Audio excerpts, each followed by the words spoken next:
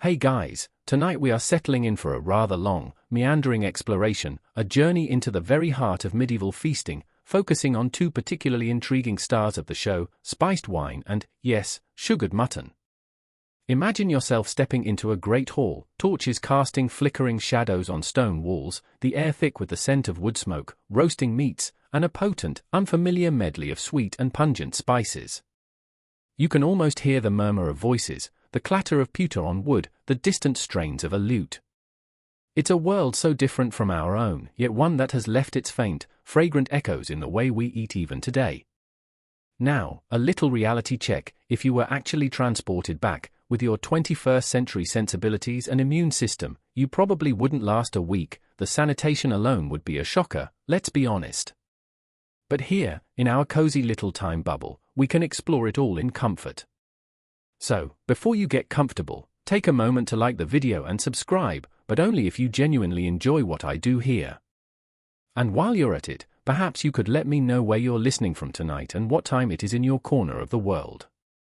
I always find it fascinating to see how far these little historical rambles travel.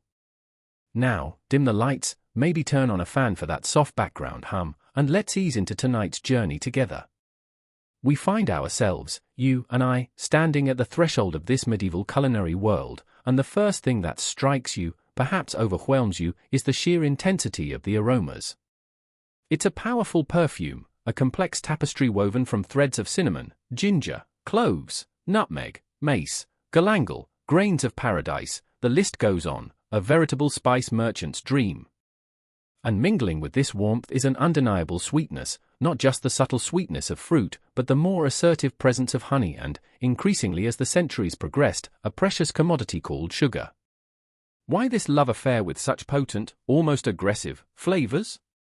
Our modern palates, especially in many Western food traditions, often lean towards the subtle, the fresh, the natural taste of ingredients. We have refrigerators and global supply chains that bring us relatively fresh produce year-round. We prize a delicate herb, a squeeze of lemon. To us, the medieval approach might seem like an assault on the senses, a culinary cacophony. But to understand it, you have to place yourself firmly in their muddy, unpaved shoes. One of the primary drivers, as you might suspect, was status. Spices were, for a very long time, eye-wateringly expensive. They traveled immense distances, thousands of miles over land and sea, passing through countless hands, each adding their markup. Think of them as the designer handbags or luxury cars of their day.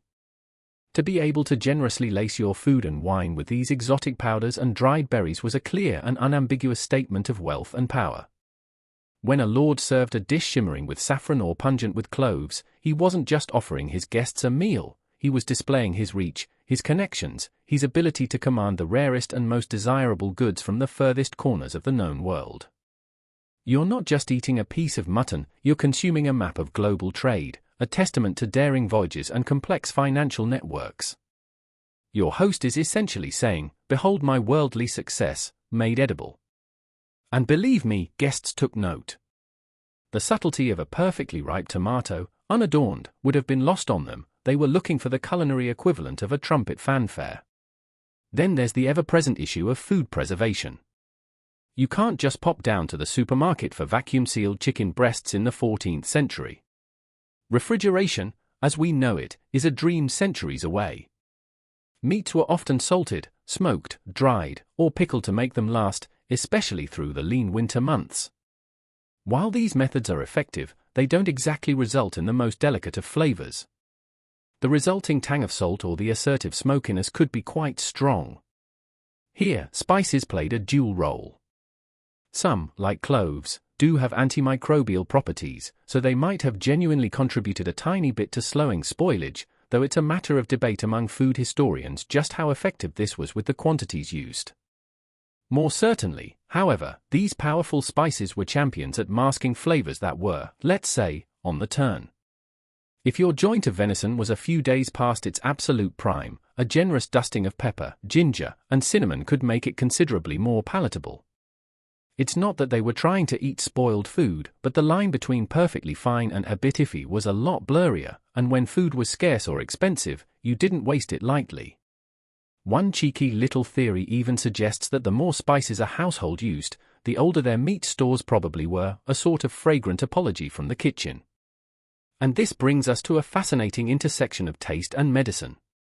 The prevailing medical theory of the medieval period, inherited from the ancient Greeks, was that of the four humours: blood, phlegm, yellow bile, and black bile. Health was a matter of keeping these humours in balance. Foods were categorized as hot, cold, moist, or dry, and it was believed that spices, generally considered hot and dry, could counteract the cold and moist qualities of other foods, like fish or certain vegetables. So, adding spices wasn't just about flavor or showing off, it was considered a way to make food more digestible, healthier, and better suited to one's constitution. If you were feeling a bit phlegmatic, a dose of hot ginger or pepper in your wine or pottage was just what the doctor, or rather, the cookbook heavily influenced by medical thought, ordered. The famous spiced wine, hypocras, which we'll delve into much more deeply later, was often consumed specifically for its perceived medicinal benefits, almost like a tasty tonic, believed to aid digestion and warm the constitution, especially in cold weather or for those of a phlegmatic disposition. And it wasn't just wine, spices were incorporated into sauces, pottages, thick stews or soups, baked goods, and even dairy dishes. Think of a simple custard, elevated from peasant fare to something noble with a dusting of nutmeg and a hint of mace. Or a meat pie, its savory filling made complex and intriguing by a secret blend of 10 different spices. The idea was that these hot spices would balance the perceived coldness or the moistness of many staple foods, making everything more harmonious for the body. You weren't just spicing your food, you were microdosing for wellness, medieval style, transforming even the humblest ingredients into a component of your health regimen. A mainstream historical fact often highlighted is that the spice trade, particularly in the High and Late Middle Ages, became a cornerstone of international commerce, with cities like Venice and Genoa rising to immense power by controlling the flow of these precious commodities from the Levantine ports, where they arrived from Asia and Africa, into Europe. The wealth generated was staggering, funding art, architecture, and indeed, entire armies. Imagine caravans of camels braving deserts and bandits, ships navigating treacherous seas plagued by pirates and storms, all dedicated to bringing tiny, dried bits of plants to the kitchens of the wealthy. The journey of a single peppercorn from a vine in India to a lord's table in England could take months, even years, and involve numerous middlemen, each adding to the cost and the risk. Many a fortune was made, and many a life lost, in pursuit of these fragrant treasures. It really puts your weekly grocery bill, and the ease of clicking add to cart for a jar of cinnamon, into perspective, doesn't it? Now, for a more quirky, lesser-known tidbit, some of the surviving medieval recipes call for such an astonishing array of spices in a single dish, sometimes a dozen or more, that modern attempts to recreate them can result in something that tastes, to our palate, less like food and more like an overly ambitious potpourri or, dare I say, something vaguely medicinal. It makes you wonder if their taste receptors were just built differently, or if the quality and potency of spices varied so much that they needed more to make an impact. Perhaps some of the spice was even adulterated with less potent, cheaper lookalikes, a common problem then as now. Or maybe, just maybe, they really, really loved an explosion of flavors that would make our tongues curl up and politely ask for a glass of water. The sheer intensity wasn't limited to savory dishes either. The medieval world didn't have the same strict division between sweet and savory that we often observe. It was quite common to find sugar and honey used in meat dishes, and spices like ginger, cinnamon, and cloves appearing in desserts. This brings us to the sweet part of our sweet and spice equation.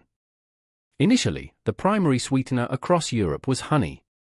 Sugar, derived from sugarcane, began its journey in the West as an incredibly expensive luxury, often sold in apothecaries by the ounce, primarily for medicinal purposes.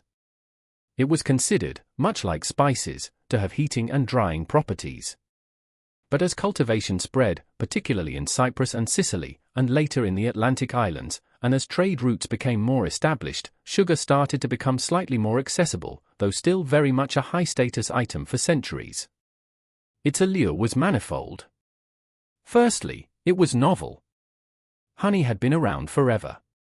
Sugar was new, exotic, and pure white, when refined, a color associated with purity and luxury. Secondly, it was intensely sweet, far more so than honey, and it offered new textural possibilities in cooking. It could be spun, molded, and used to create elaborate edible sculptures called subtleties that were the showstoppers of many a feast. We'll definitely return to those later.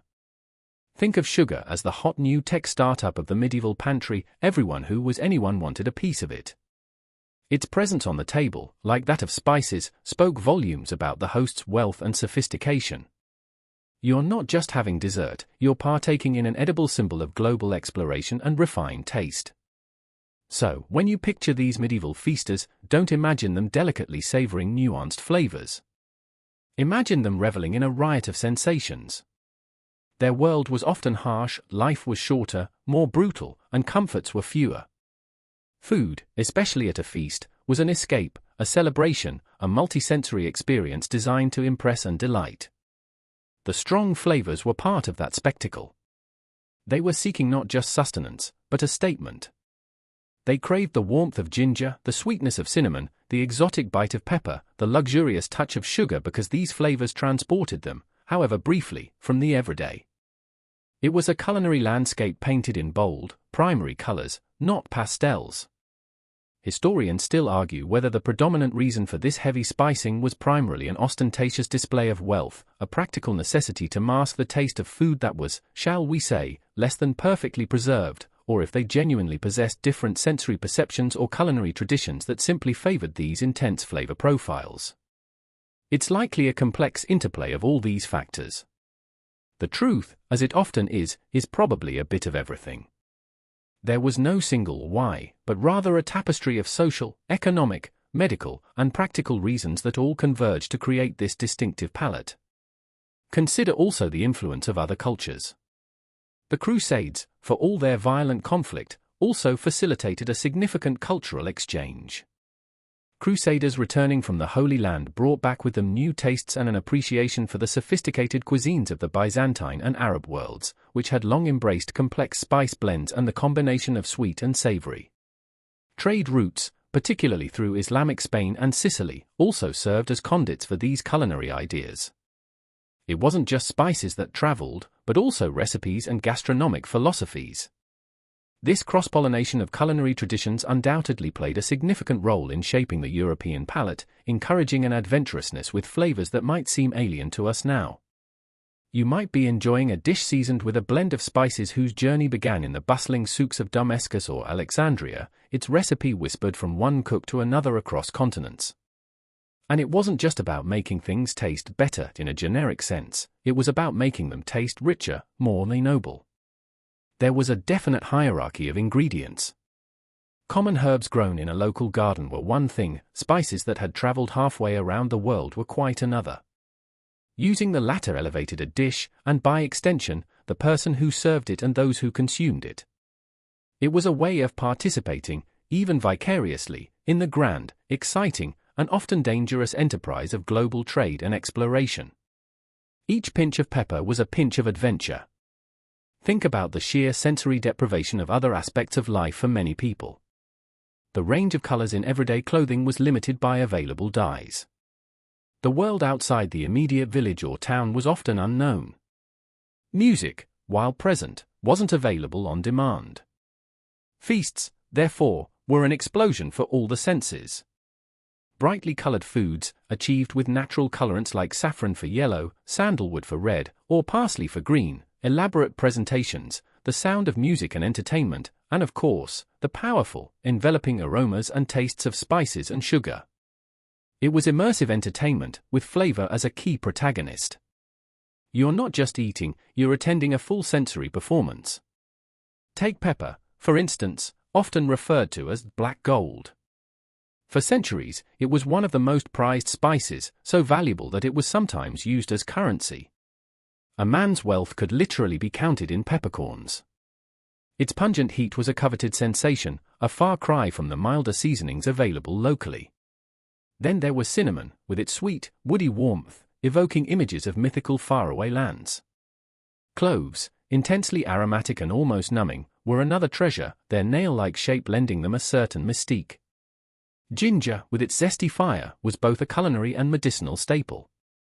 And saffron, the delicate stigmas of a specific crocus flower, was worth more than its weight in gold, lending not only a subtle, honey-like flavor but also a vibrant yellow color that made dishes gleam with opulence. These weren't just flavors, they were jewels for the palate. You're tasting the distilled essence of arduous journeys and exotic locales. The contrast between this festive fare and the everyday diet of, say, a peasant, was stark. While the nobility might be indulging in dishes laden with a dozen spices, the common person's meal would likely be a simple pottage of grains and vegetables, perhaps some cheese or a bit of bacon if they were fortunate, seasoned with locally grown herbs like parsley, sage, or thyme. Spices were an unattainable dream for most. This exclusivity, of course, only heightened their appeal for those who could afford them. To taste spice was to taste privilege. The desire for these intense flavors, therefore, was also deeply intertwined with social aspiration. It was a way of distinguishing oneself, of participating in a culture of elite consumption. Even a small amount of spice could transform a mundane dish into something special, a signal that this was not just an ordinary day. And there's a simple psychological principle at play here too: rarity and novelty often equate to desirability. In an age before mass production and globalized markets made almost everything available, at least to some, anything that was difficult to obtain, that came from a distant, mysterious place, held an inherent fascination. Spices and sugar were the epitome of this.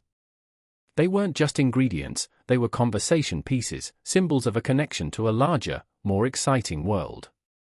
Imagine the tales a merchant or a returning crusader might tell of the lands where these spices originated, lands of incredible heat, strange beasts, and different faiths. Consuming these products was like consuming a tiny piece of those stories, a tangible link to the exotic. You're not just seasoning your food, you're seasoning your imagination. It's also worth noting that this particular flavor profile, this love for the intensely sweet and spicy, wasn't static. Towards the very end of the medieval period and into the Renaissance, especially in some regions like Italy, you begin to see the first stirrings of a shift. New culinary ideas started to emerge, emphasizing a little more than natural flavors of ingredients, a slightly lighter touch with the spice box, and a clearer distinction between sweet and savory courses. But for the bulk of the medieval era, particularly in Northern Europe, the passion for a powerful hit of sweet and spice reigned supreme. This was the dominant culinary aesthetic, the gold standard of good taste, especially when it came to feasting. The very air in a castle during a feast would have been thick with these aromas, a deliberate olfactory assault designed to build anticipation and signal the grandeur of the occasion. Before you even saw the food, you would have smelled the promise of ginger, cloves, and sweetened wine. It was an overture, played not by instruments, but by the contents of the spice chest. And as you, our time-traveling guest, stand there, taking it all in, you realize that this isn't just about hunger. It's about a culture expressing its values, its aspirations, and its understanding of the world, all through the medium of flavor. The spices tell a story of trade, of status, of health, and of a profound desire to experience something beyond the ordinary.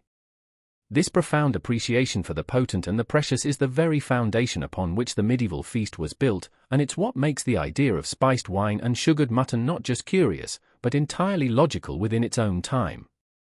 And speaking of spiced wine, it feels only right that we now turn our attention to perhaps the most famous, almost legendary, concoction of the medieval cellar, the drink known as hypocras.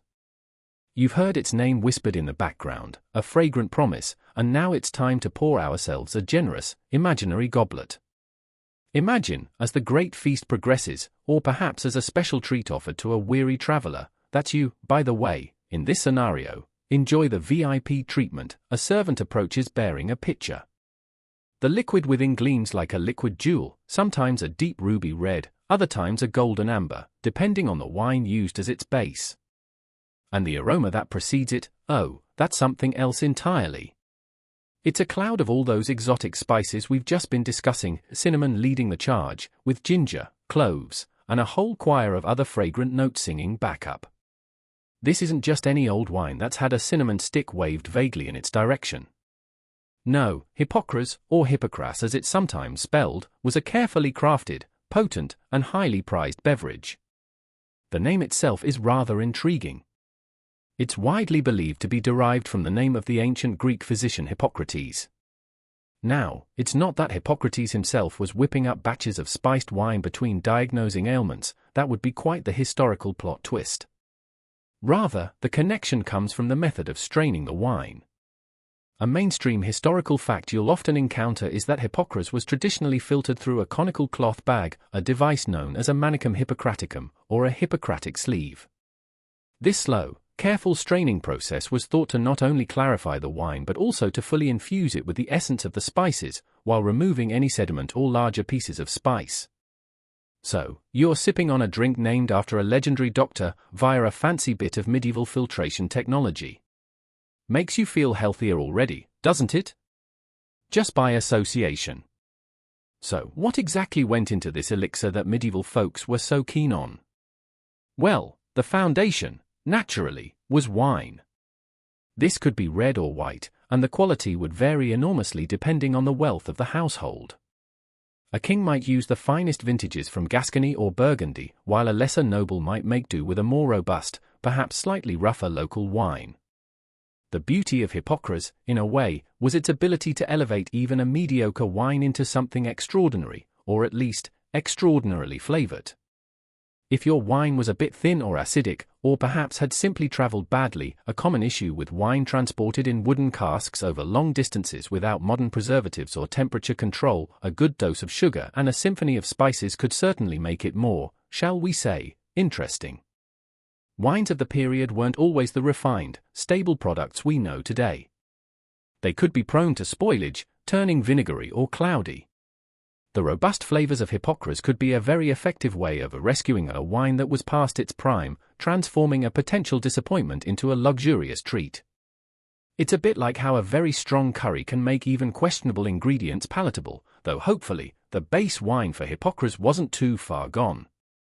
Then came the all-important spices. Cinnamon, often from Ceylon, modern Sri Lanka, was the star.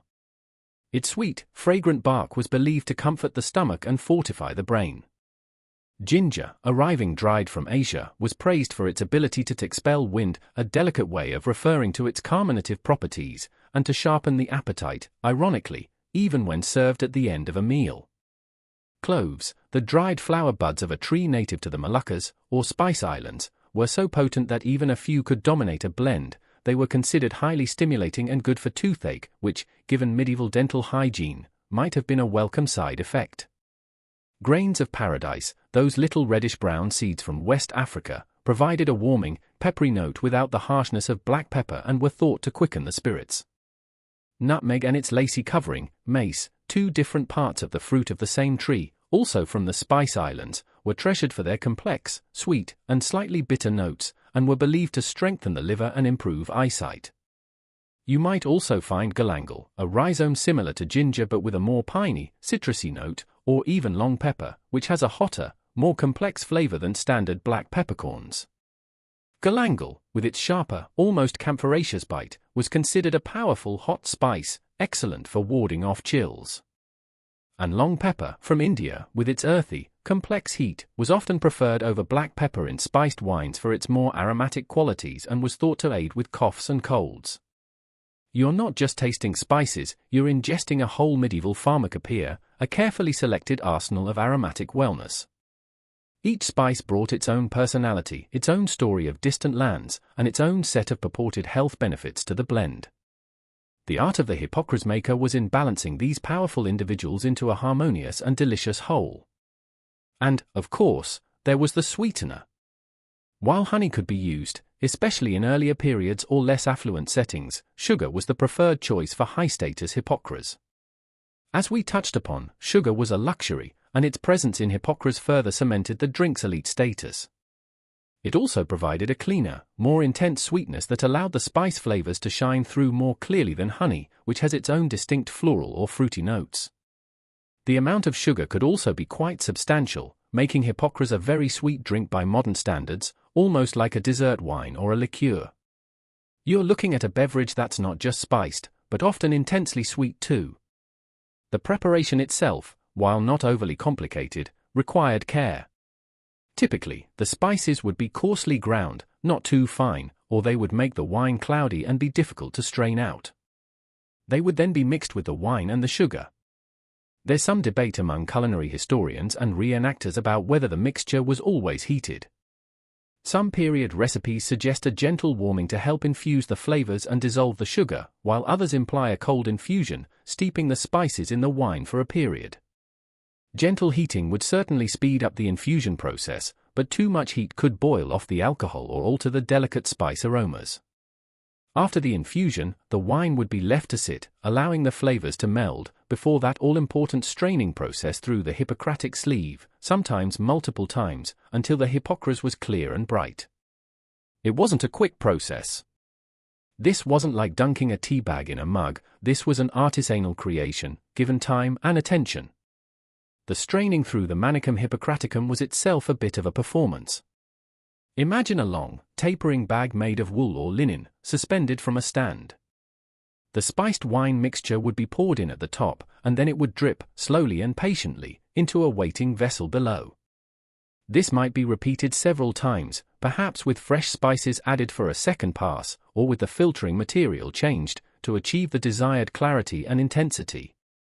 The process was not just practical, it was almost alchemical, transforming a cloudy, gritty mixture into a gleaming, refined elixir. These sleeves weren't just for wine, either, they were used in apothecaries for filtering various medicinal concoctions, and in kitchens for straining jellies or sauces, further linking hypocras to this world of careful preparation and health-giving substances. Now, why go to all this trouble? What were the supposed virtues of this fragrant brew? Well, as we've hinted, hypocras wasn't just seen as a pleasant drink, it was practically a health tonic. In the context of humoral theory, all those hot and drier spices, combined with the warming nature of wine and the heating properties attributed to sugar, made hypocras the perfect antidote to cold or moist conditions. It was believed to be a powerful digestive aid, often served at the end of a rich feast to help settle the stomach and prevent indigestion. Imagine you've just worked your way through several courses of heavy meats, rich sauces, and sweet subtleties. A small cup of warm, spicy hypocras would have been seen as the ideal way to help your body process it all. It's the medieval equivalent of an after-dinner mint, but with a much bigger kick and a far grander reputation. Beyond digestion, it was thought to warm the body from the inside out, making it a popular drink in colder weather or for those of a chilly disposition. It was also said to gladden the heart, to lift the spirits, and to promote general well-being. And, inevitably, like many potent and exotic concoctions throughout history, it often carried with it a reputation as an aphrodisiac. The combination of warming spices, the invigorating effect of the wine, and its sheer luxuriousness probably contributed to this belief. Whether it actually worked in that department is, of course, open to speculation, but the power of suggestion, especially when lubricated with sweet, spiced wine, can be quite potent in itself. Your medieval host might offer you a cup with a knowing wink, implying all sorts of delightful possibilities. Hypocras wasn't typically a drink you'd guzzle down like table wine. It was richer, more intense, and often sweeter. It was commonly served at the end of a banquet, sometimes alongside wafers or sweet biscuits, acting almost as a liquid dessert.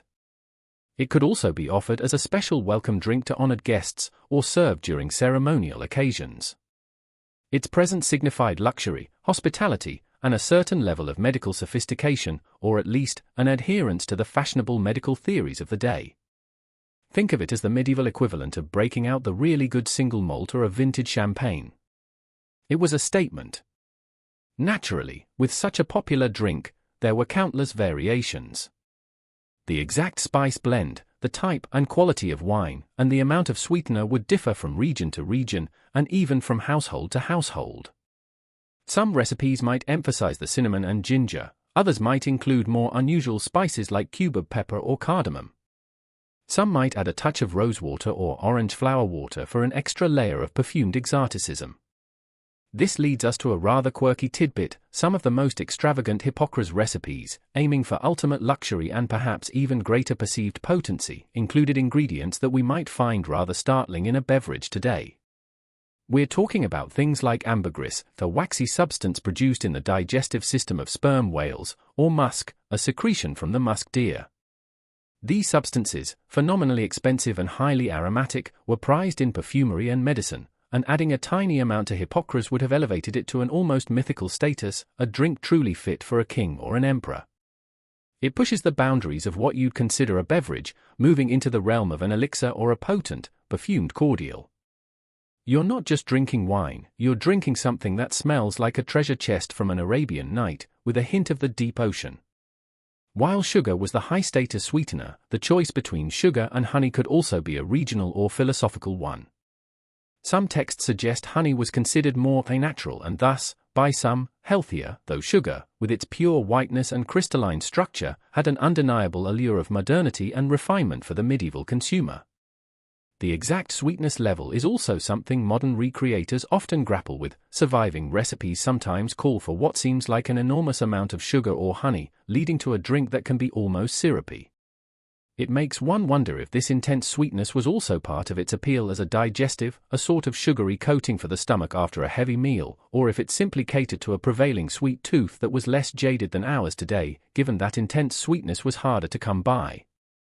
The exact origins of hypocras are somewhat shrouded in time, with some scholars pointing to ancient Roman spiced wines, like Conditum Paradoxum, as clear precursors, while others debate the precise period it gained its specific name and widespread popularity across medieval Europe.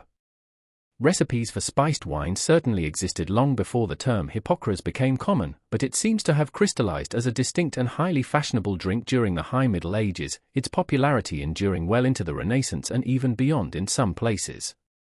As for who was enjoying this delightful concoction, it was primarily the drink of the nobility and the wealthy merchant classes. The ingredients were simply too expensive for common folk. It would grace the tables of kings, dukes, and bishops. It would be made in monastic cloisters, known for their herbal knowledge and sometimes their vineyards. Wealthy urban households would also have their own recipes. Specialized caterers or the spicers might also prepare it for particularly grand events. To be offered hypocras was a sign you were in esteemed company. It was the kind of drink that would be mentioned in chronicles of great feasts or in the household accounts of noble families, a testament to its enduring prestige. There wasn't necessarily a rigid ritual around its consumption beyond its typical placement at the end of meal or as a drink of honor, but its service would always have been done with a degree of ceremony befitting its status.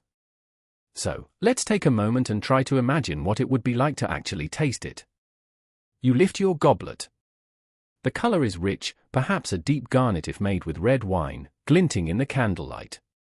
The first thing that hits you is the aroma, an intense wave of sweet spice. Cinnamon is there, definitely, and a warm, earthy note from ginger. Perhaps you can pick out the sharpness of cloves, or the almost floral scent of nutmeg. It's a complex, inviting perfume. Then you take a sip. The liquid is syrupy, coating your tongue with a substantial sweetness, thanks to all that sugar. This is followed by the warmth of the alcohol and a veritable explosion of spice flavors that echo the aroma.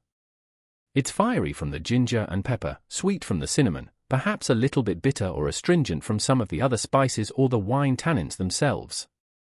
It's a powerful, lingering taste, designed to be sipped and savored, not gulped. It would likely feel quite warming as it goes down, fulfilling its reputation as a comforting, invigorating drink. For a modern palate, it might be overwhelmingly sweet or intensely spiced, perhaps even a little cloying depending on the specific recipe. But for your medieval self, accustomed to those bold flavors and appreciating the luxury it represents, it would be a delightful and perhaps even a comforting experience. It was more than just a drink, it was a symbol. A symbol of wealth, because of the costly sugar and spices. A symbol of good health, or at least the pursuit of it according to contemporary medical understanding. And a symbol of sophisticated hospitality. Offering hypocras was a gesture of generosity and respect. To make it well was a sign of a skilled cook or steward and a well-managed household.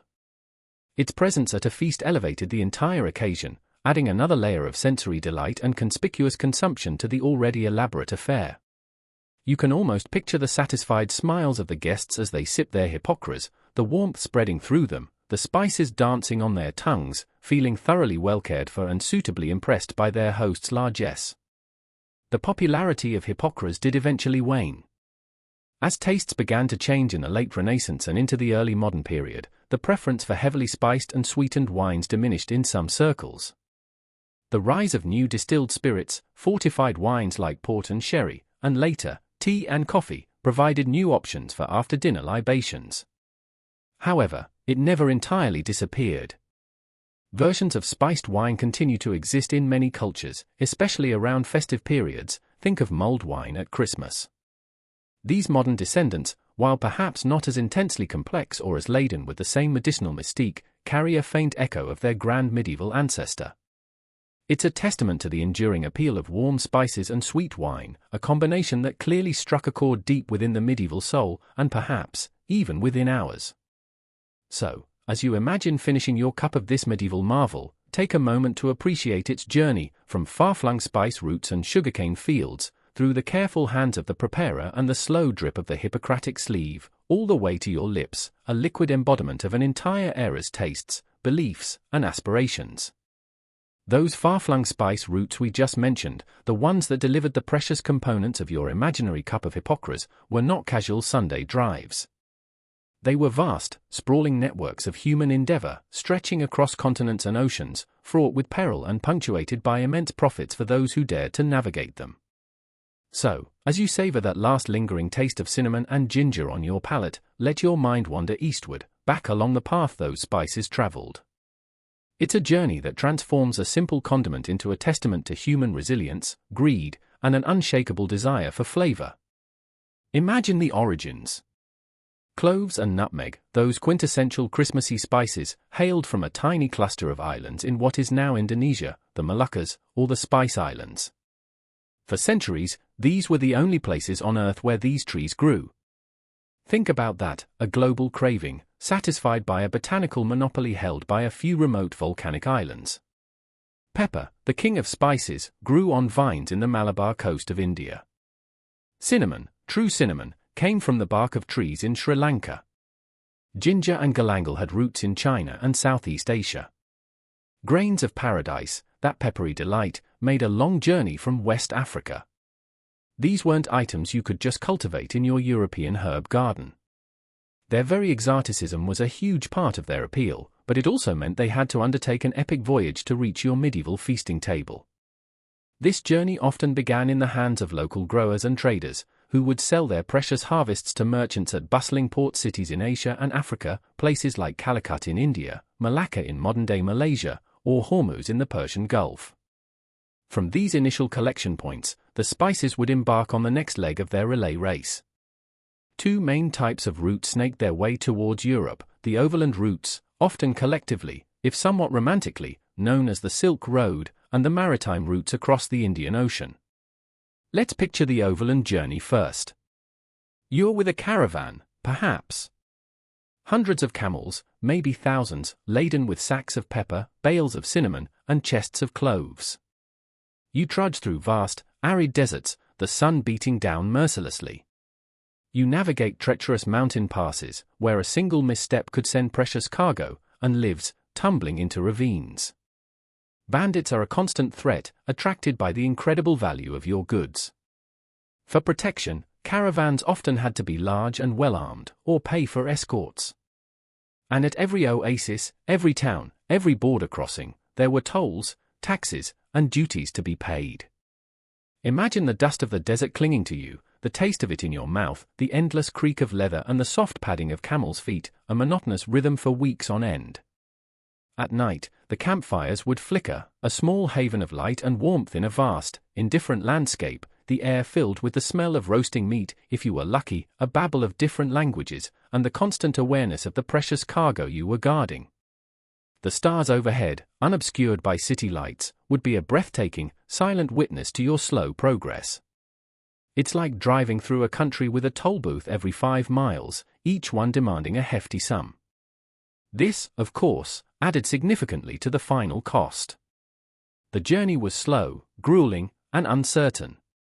A single caravan could take months, even years, to reach the shores of the Mediterranean from the heart of Asia. Then there were the maritime routes, which, while often faster, had their own formidable challenges. Picture the ships, dhows with their distinctive lateen sails, or Chinese junks, plying the waters of the Indian Ocean, guided by the predictable patterns of the monsoon winds. These winds were crucial. You sailed with one monsoon to your destination and waited for the winds to reverse to make your return journey. Missing the monsoon window could mean a delay of months. On board, the conditions were cramped, the food monotonous, likely hard biscuits, salted meat, and stored water that would grow stale and unpleasant over time. The creak and groan of the ship's timbers would be your constant companion, along with the slap of waves against the hull and the shriek of the wind in the rigging. A dhow, with its triangular lateen sail, was nimble and well-suited to the monsoon winds of the Indian Ocean, allowing it to sail relatively close to the wind. Later, in the Mediterranean, the Venetians and Genoese relied on galleys, long, slender ships propelled by both oars and sails. These were expensive to operate due to the large crews of oarsmen required, but they were fast and maneuverable, useful for both trade and warfare. Larger cogs, with their rounded hulls and single square sails, were the workhorses for bulkier cargo in northern European waters, but less suited to the finer art of the spice race in the Med. And the sea, as always, was a fickle mistress. Storms could appear with little warning, capable of sinking ships and their priceless cargoes. Pirates, the maritime equivalent of the overland bandits, roamed these waters, preying on merchant vessels. The threat of shipwreck was ever present. Many a fortune in spices now lies scattered on the ocean floor, a silent, fragrant treasure trove for deep-sea archaeologists of the future, perhaps. For a vast stretch of the medieval period, Arab merchants played a dominant role in this oceanic trade, acting as the crucial middlemen. They had the ships, the navigational knowledge, and the established networks linking the spice-producing regions of Asia and Africa to the great emporia of the Middle East, such as Alexandria in Egypt, or Levantine ports like Antium. It was here, at these bustling Mediterranean crossroads, that European merchants, primarily from the powerful Italian maritime republics of Venice and Genoa, would make their purchases. These Italian cities grew fabulously wealthy by monopolizing, or at least dominating, the European end of the spice trade. Their galleys, armed merchant ships, would sail to these eastern Mediterranean ports, load up with spices and other luxury goods like silk and porcelain, and bring them back to Italy. From Venice and Genoa, the spices would then be distributed throughout Europe, either overland through mountain passes like the Brenner or St. Gotthard, or by further sea voyages to ports in France, Spain, England, and the Hanseatic cities of the Baltic. Each step of this journey, each change of hands, added to the price.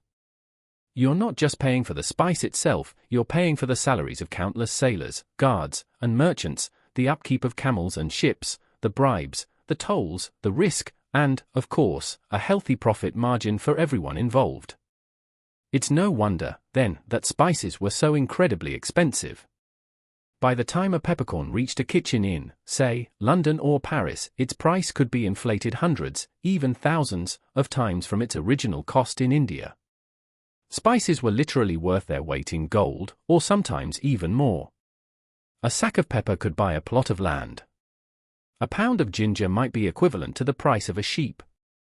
Nutmeg was so valuable that it was often sold by the individual nut. This immense cost is a crucial factor in understanding their appeal, as we discussed earlier. It wasn't just about flavor, it was about conspicuous consumption on an epic scale. To use spices lavishly was the ultimate status symbol. And here's a quirky tidbit that really drives home their value. In some parts of medieval Europe, peppercorns were so highly valued and conveniently sized that they were sometimes used as a form of currency. Imagine paying your rent not in coins, but in carefully counted peppercorns. Or using them to settle debts or pay tolls. It sounds absurd to us, accustomed to swiping cards or tapping phones, but it speaks volumes about the scarcity and desirability of these tiny, pungent berries. It makes you look at your pepper grinder with a newfound respect, doesn't it? Those little black specks were once the medieval equivalent of cold, hard cash, or perhaps even a Bitcoin, given their exotic origins and fluctuating value. The mainstream historical fact often cited in this context is the impact of geopolitical events on these trade routes. For example, the rise of the Mongol Empire in the 13th and 14th centuries, while often brutal, actually created a period of relative stability along the overland Silk Road, the Pax Mongolica, which facilitated trade. Conversely, the fall of Constantinople to the Ottoman Turks in 1453 is seen as a major turning point. It didn't completely cut off the overland routes, but it did make them more difficult and costly for European traders, as the Ottomans imposed their own taxes and controls.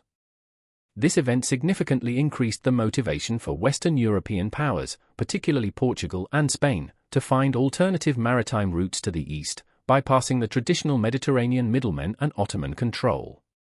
This quest, as we know, would eventually lead to the Age of Discovery, with figures like Vasco da Gama successfully rounding Africa to reach India. So, in a very real way, your medieval host's desire for a pinch of pepper in his stew contributed to the redrawing of the world map. Life for the individuals involved in this trade was a mix of incredible hardship and the potential for great reward. Imagine being a sailor on a spice galley, enduring months at sea, facing storms and the threat of piracy, all for a share of the profits that might, if you survived, set you up for a comfortable life. Or a camele, walking thousands of miles through harsh terrain, your life dependent on finding the next oasis. These were not jobs for the faint of heart. The merchants themselves, the ones orchestrating these complex operations, were taking enormous risks, investing vast sums of money in ventures that could easily fail due to shipwreck, banditry, or a sudden drop in prices. But the potential profits were so astronomical that there was never a shortage of people willing to take the chance. It was the ultimate high-stakes gamble. There's ongoing scholarly discussion about the precise profit margins at each stage of the spice trade, and how much the final price in a European market truly reflected the initial cost of the spice versus the accumulated markups, transportation costs, and the perceived risks taken by the merchants. Some argue that the Italian middlemen, in particular, extracted exorbitant profits due to their near monopoly, while others suggest that the long and perilous journey genuinely accounted for a large portion of the cost. It's hard to get exact figures from centuries ago, but it's clear that by the time spices reached the end consumer in, say, Northern Europe, they had passed through many hands, each adding a layer to the price, like a very expensive game of pass the parcel where the contents become more valuable with each unwrap. Once these precious cargoes finally arrived in a major European port like Venice, you'd find yourself in a whirlwind of activity. Imagine the docks, bustling with ships offloading their fragrant treasures.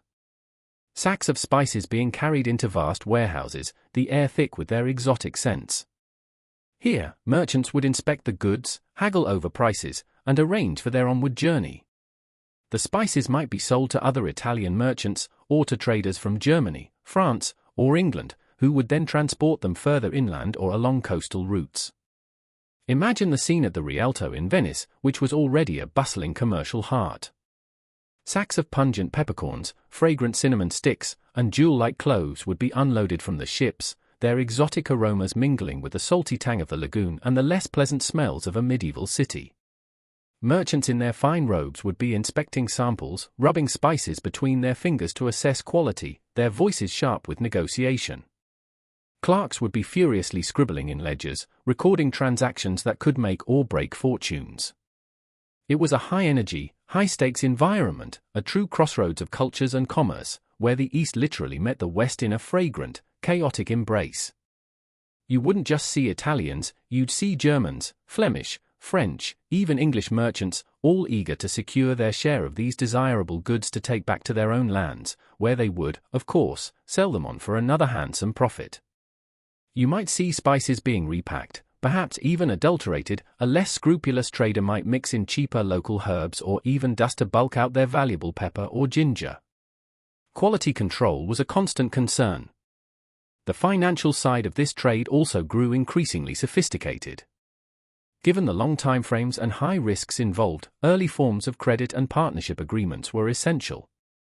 Merchants might pool their resources to fund a voyage, or take out loans that were, in essence, a form of insurance. If the ship was lost, the debt might be forgiven, but if it returned safely, the lender received a hefty return. These were the nascent stages of international finance, all driven by the allure of nutmeg and pepper. It wasn't quite Wall Street, but the desire to manage risk and fund these incredibly expensive ventures pushed medieval merchants towards innovations that would lay the groundwork for modern commercial practices. It's rather amusing to think that your desire for a well-spiced pie might have, in some tiny way, contributed to the development of banking. Think of the journey of a single clove. Grown on a tree in a distant Indonesian island, harvested by hand, dried in the tropical sun. sold to a local trader, then to a Chinese or Malay merchant who sails it to Malacca. From Malacca, it travels with Arab sailors across the Indian Ocean to a port in the Red Sea. Then, overland by camel to Alexandria. There, a Venetian merchant buys it, loading it onto a galley bound for Venice. In Venice, it's sold again, perhaps to a German trader who takes it over the Alps by mule train to a city like Nuremberg or Augsburg.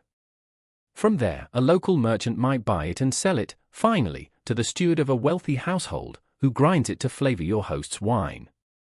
That one tiny clove has traveled thousands of miles, passed through a dozen hands, and survived countless perils. It's not just a spice anymore, it's a tiny, edible globetrotter, a miniature hero of global trade. This incredible journey, this vast and intricate network, is what lay behind the seemingly simple act of seasoning food in a wealthy medieval household. It underscores why spices were so much more than just flavor enhancers. They were symbols of a connected world, however tenuously. They represented wealth, power, and access to the exotic. And the desire for them was a powerful engine, driving exploration, fueling economies, and sometimes, even sparking conflict. So, the next time you casually sprinkle some cinnamon on your porridge or grind some pepper onto your eggs, take a moment to remember the extraordinary journey those spices, or at least their medieval ancestors, once undertook. It wasn't just a trip from the supermarket shelf to your kitchen counter, it was an odyssey. It's a journey that speaks of distant lands, daring voyages, and the enduring human fascination with the flavors that lie beyond our own horizons. You are, in a small way, partaking in a story that is centuries old, a story of taste, trade, and tenacity, a story etched in every grain of spice. And as those grains of spice settled into the culinary landscape of medieval Europe, they didn't just land on any old plate. They often found themselves generously dusting, or robustly incorporated into, a meat that, for many of us today, might seem a rather humble choice for a grand feast: mutton. Yes, mutton, the meat of an adult sheep. Now, you might be wrinkling your nose slightly. In many modern Western cuisines, mutton has a reputation for being a bit assertive in flavor, perhaps a tad tough, often overshadowed by the more delicate lamb or the straightforward appeal of beef and chicken. But to understand the medieval feast, and indeed, the everyday medieval diet, you need to recalibrate your perception of this woolly creature's contribution to the table. You see, in the medieval period, mutton wasn't just the overlooked older relative of lamb. It was a significant, versatile, and often highly valued source of protein. Its standing was far more complex and respected than you might initially imagine. So, let's gently shepherd our thoughts towards the humble sheep and explore why its meat, mutton, was so frequently on the menu, from the peasant's pot to the lord's laden board. One of the primary reasons for mutton's prevalence was the sheer utility of sheep themselves. Sheep were, quite simply, one of the most useful animals a medieval farmer or estate owner could possess. Think of them as the ultimate multitaskers of the animal kingdom. First and foremost, in many parts of Europe, particularly England and Flanders, sheep meant wool. The wool trade was a colossal industry, a major driver of economies. A mainstream historical fact is that England's wealth in the Middle Ages was significantly built on the backs of its sheep, with English wool being highly prized across the continent for making fine cloth. This golden fleece was a massive export, generating fortunes for landowners and merchants, and even influencing politics and warfare. So, vast flocks of sheep were raised primarily for their wool. And what happens when you have a thriving wool industry? You get a lot of sheep. Sheep that eventually get too old for optimal wool production, or surplus rams and ewes. These animals then became a valuable source of meat. Mutton was, in many ways, a highly economical byproduct of this essential wool economy. It made good sense to utilize the animal fully. You wouldn't just let a valuable asset go to waste once its shearing days were numbered. Beyond wool, sheep also provided milk, which could be drunk or, more commonly, turned into cheese, a vital source of protein and calories that could be preserved. Sheepskin, or parchment, was also a valuable commodity, used for writing before paper became widely available. So, when a sheep finally ended its useful life in these other capacities, its meat was a final, significant contribution. This inherent economic efficiency made sheep, and therefore mutton, a common sight across the medieval landscape. You didn't need vast swathes of prime agricultural land to raise them either. Sheep are hardy grazers, capable of thriving on hillsides and marginal lands unsuitable for other forms of agriculture. This adaptability made them accessible to a broader range of people and farming systems compared to, say, cattle, which require more and better pasture. So, how did this readily available mutton make its way into the medieval diet? It was prepared in a multitude of ways, reflecting the culinary techniques and tastes of the time. For your average peasant family, mutton might find its way into a pottage, that ubiquitous, slow-cooked stew of grains, vegetables, and whatever meat or fish was available.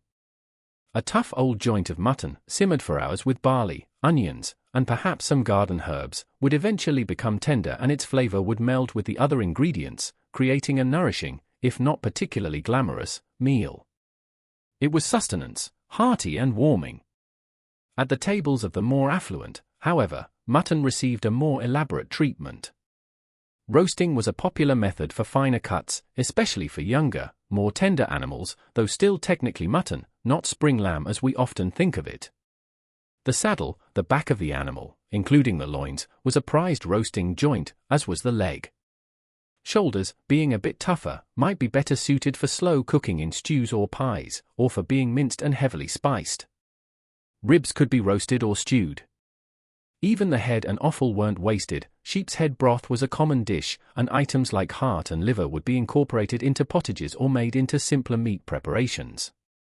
Waste not, want not was a very real principle.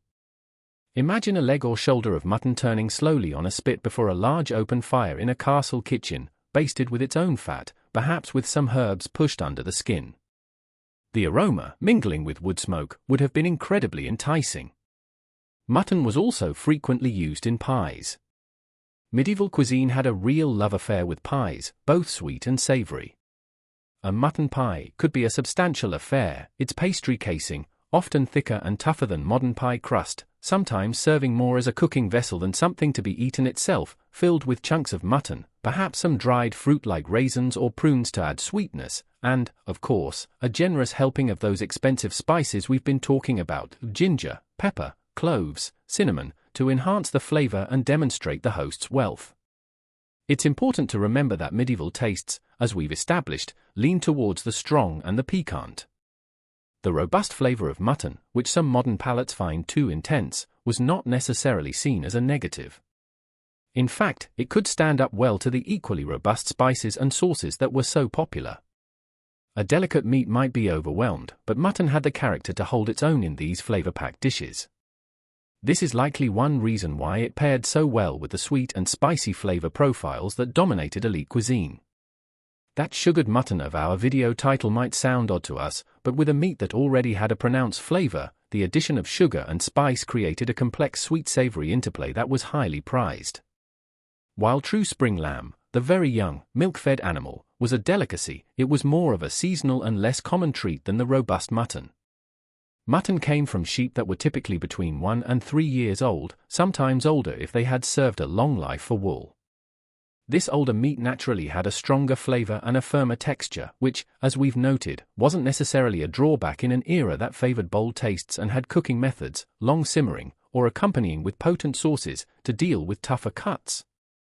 Lamb, when available, might be seen as more delicate and perhaps more suited to those with weaker constitutions, according to humoral theory, but mutton was the mainstay. Now, where did mutton sit in the hierarchy of meats?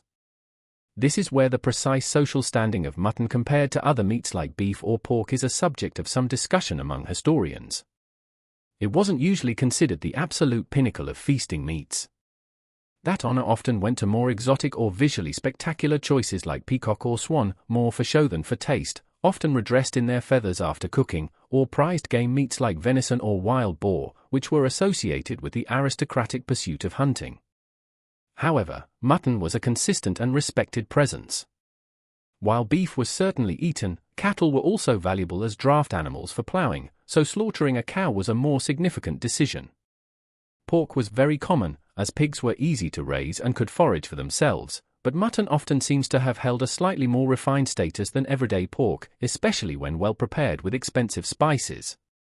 Its ubiquity, stemming from the wool industry, meant it was accessible, yet its ability to carry rich flavors and be presented impressively allowed it to feature regularly at noble feasts. You'd find it served alongside other great joints of meat, a solid and dependable contributor to the lavish spread. Medieval medical theories, based on the concept of humours, also played a role in how mutton was perceived and consumed. Mutton was generally classified as being moderately warm and moist, which was considered a fairly balanced and wholesome profile. Different parts of the animal, or mutton from animals of different ages or grazed on different pastures, might be assigned slightly different qualities. For instance, lamb was often considered lighter and easier to digest.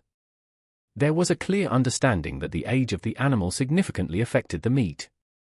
This brings us to a quirky tidbit: some medieval accounts and medical texts specifically warned against eating mutton from very old sheep. These animals were sometimes unflatteringly referred to as crocs or crone, an old ewe. This meat was deemed tough, difficult to digest, and generally unwholesome. So, while mutton was common, there was a definite preference for meat from sheep that were mature but not ancient. Your medieval host wouldn't want to be known for serving up stringy old crock meat, no matter how many spices he threw at it. It shows a practical awareness of butchery and animal husbandry that we sometimes forget. The importance of sheep farming meant that there were regional variations in both the animals themselves and the way mutton was consumed. Different breeds of sheep, adapted to local conditions, would have yielded meat with subtly different characteristics. In mountainous regions, hardier breeds might prevail, while lowland areas might support larger, fleshier types. Cooking methods and favored spice combinations would also vary. In some areas, mutton might be a year-round staple, while in others, its consumption might peak at certain times, such as after the autumn cull when surplus animals were slaughtered before winter to conserve fodder. Think about the visual of a medieval feast. Amongst the more flamboyant peacocks and the great haunches of venison, you would almost certainly see substantial joints of mutton, perhaps a whole roasted saddle, or a leg studded with cloves, its surface glistening. It was a familiar sight, a comforting presence, a testament to the agricultural wealth of the land. It represented good, solid fare, capable of being elevated by the skill of the cook and the depth of the host's spice chest. It wasn't trying to be the most outrageously exotic thing on the table, but it was a respected workhorse, pulling its weight in the culinary spectacle. While a roasted peacock, painstakingly redressed in its iridescent feathers, or a swan similarly presented, might draw gasps of admiration for their sheer theatricality, even if the meat itself was often described as tough or dry, these were largely about the visual subtlety, those grand edible centerpieces. Mutton, on the other hand, offered a different kind of satisfaction. It was about abundance, about a generously sized joint, cooked to perfection by medieval standards, and often lavishly seasoned. Its presentation might involve being carved expertly at the table by a saw or a high-ranking servant, or being brought in on a large platter, perhaps garnished with herbs or accompanied by colorful sauces. It wasn't trying to fool the eye like a refeathered bird, it was proudly itself, a testament to good husbandry and solid cooking. Moreover, the cycle of sheep farming was deeply ingrained in the medieval calendar and rural life. Shearing time was a major event, often communal. The slaughter of animals in the autumn, known as Martinmas, around St. Martin's Day, November 11th, was the traditional time for salting and preserving meat for the winter, and mutton would have been a key part of this. This connection to the agricultural rhythms of the year gave mutton a significance that went beyond just its taste. It was part of the fabric of life. So, when you encounter mutton at our imaginary medieval feast, don't dismiss it as a poor cousin to other meats. See it for what it was, a product of a vital industry, a versatile ingredient that could feed both peasant and king, a meat that could be simple and sustaining or rich and celebratory. Its flavor, which we might find strong, was a canvas for the bold spices and sweet-savory combinations that the medieval palate adored. It earned its place on the table through its economic importance, its adaptability, and its ability to satisfy the medieval appetite for robust and richly flavored food. It's a reminder that what we consider humble today might once have held a place of considerable honor, all depending on the context of the time, the availability of resources, and the prevailing tastes of an era. You are looking at a cornerstone of the medieval food supply, a true unsung hero of the feasting table, ready to be transformed by the culinary arts of the age. It's the sturdy, reliable foundation upon which many a spiced and sugared dream was built. It provided the canvas for the artist cook to paint with the vibrant colors of saffron and sandalwood, and the bold flavors of ginger, cloves, and grains of paradise. Without this dependable supply of meat, the repertoire of the medieval kitchen, especially for large households and grand feasts, would have been considerably poorer. So, nod your appreciation to that joint of mutton, it's more important than it looks. And that sugar dream we alluded to, built upon the foundation of something as steadfast as mutton, brings us to the other star of our culinary exploration, sugar itself. We've touched upon its luxurious nature, its role alongside spices in creating that intense flavor profile beloved by the medieval elite. But sugar's journey into the feasting halls of Europe is a fascinating story in its own right, a transformation from a rare, almost mythical medicinal substance to a symbol of ultimate luxury and a medium for spectacular culinary artistry. So, let's unwrap the history of this sweet sensation, and trace how it went from the apothecary's shelf to the confectioner's craft. For most people in medieval Europe, for the longest time, the primary sweetener was honey. Honey was familiar, locally produced, though quality and availability varied, and had been used for millennia. Sugar, derived from sugarcane, was something altogether different. It was exotic, mysterious, and for centuries, incredibly rare and expensive. Imagine a world where the sweetness you know best is the golden, floral taste of honey. Then, you encounter sugar for the first time, perhaps as a tiny, precious grain in a medicine, or a glistening crystal in a king's dessert. Its clean, intense sweetness, its pure white color when refined, would have been a revelation, something almost magical. Sugar's story begins far to the east. Sugarcane is thought to have originated in Southeast Asia, with its cultivation spreading to India, where methods for crystallizing sugar from the cane juice were developed over 2,000 years ago. From India, it traveled to Persia, where it became a prized commodity. The Arab conquests and the subsequent expansion of the Islamic world were crucial in bringing sugarcane cultivation and sugar refining techniques westward, across North Africa and into Spain, Al-Andalus, and Sicily from around the 8th and 9th centuries onwards. These regions, with their warmer climates, became important early centers of sugar production within reach of Europe. For many northern Europeans, their first significant encounters with sugar likely came during the Crusades, starting in the late 11th century.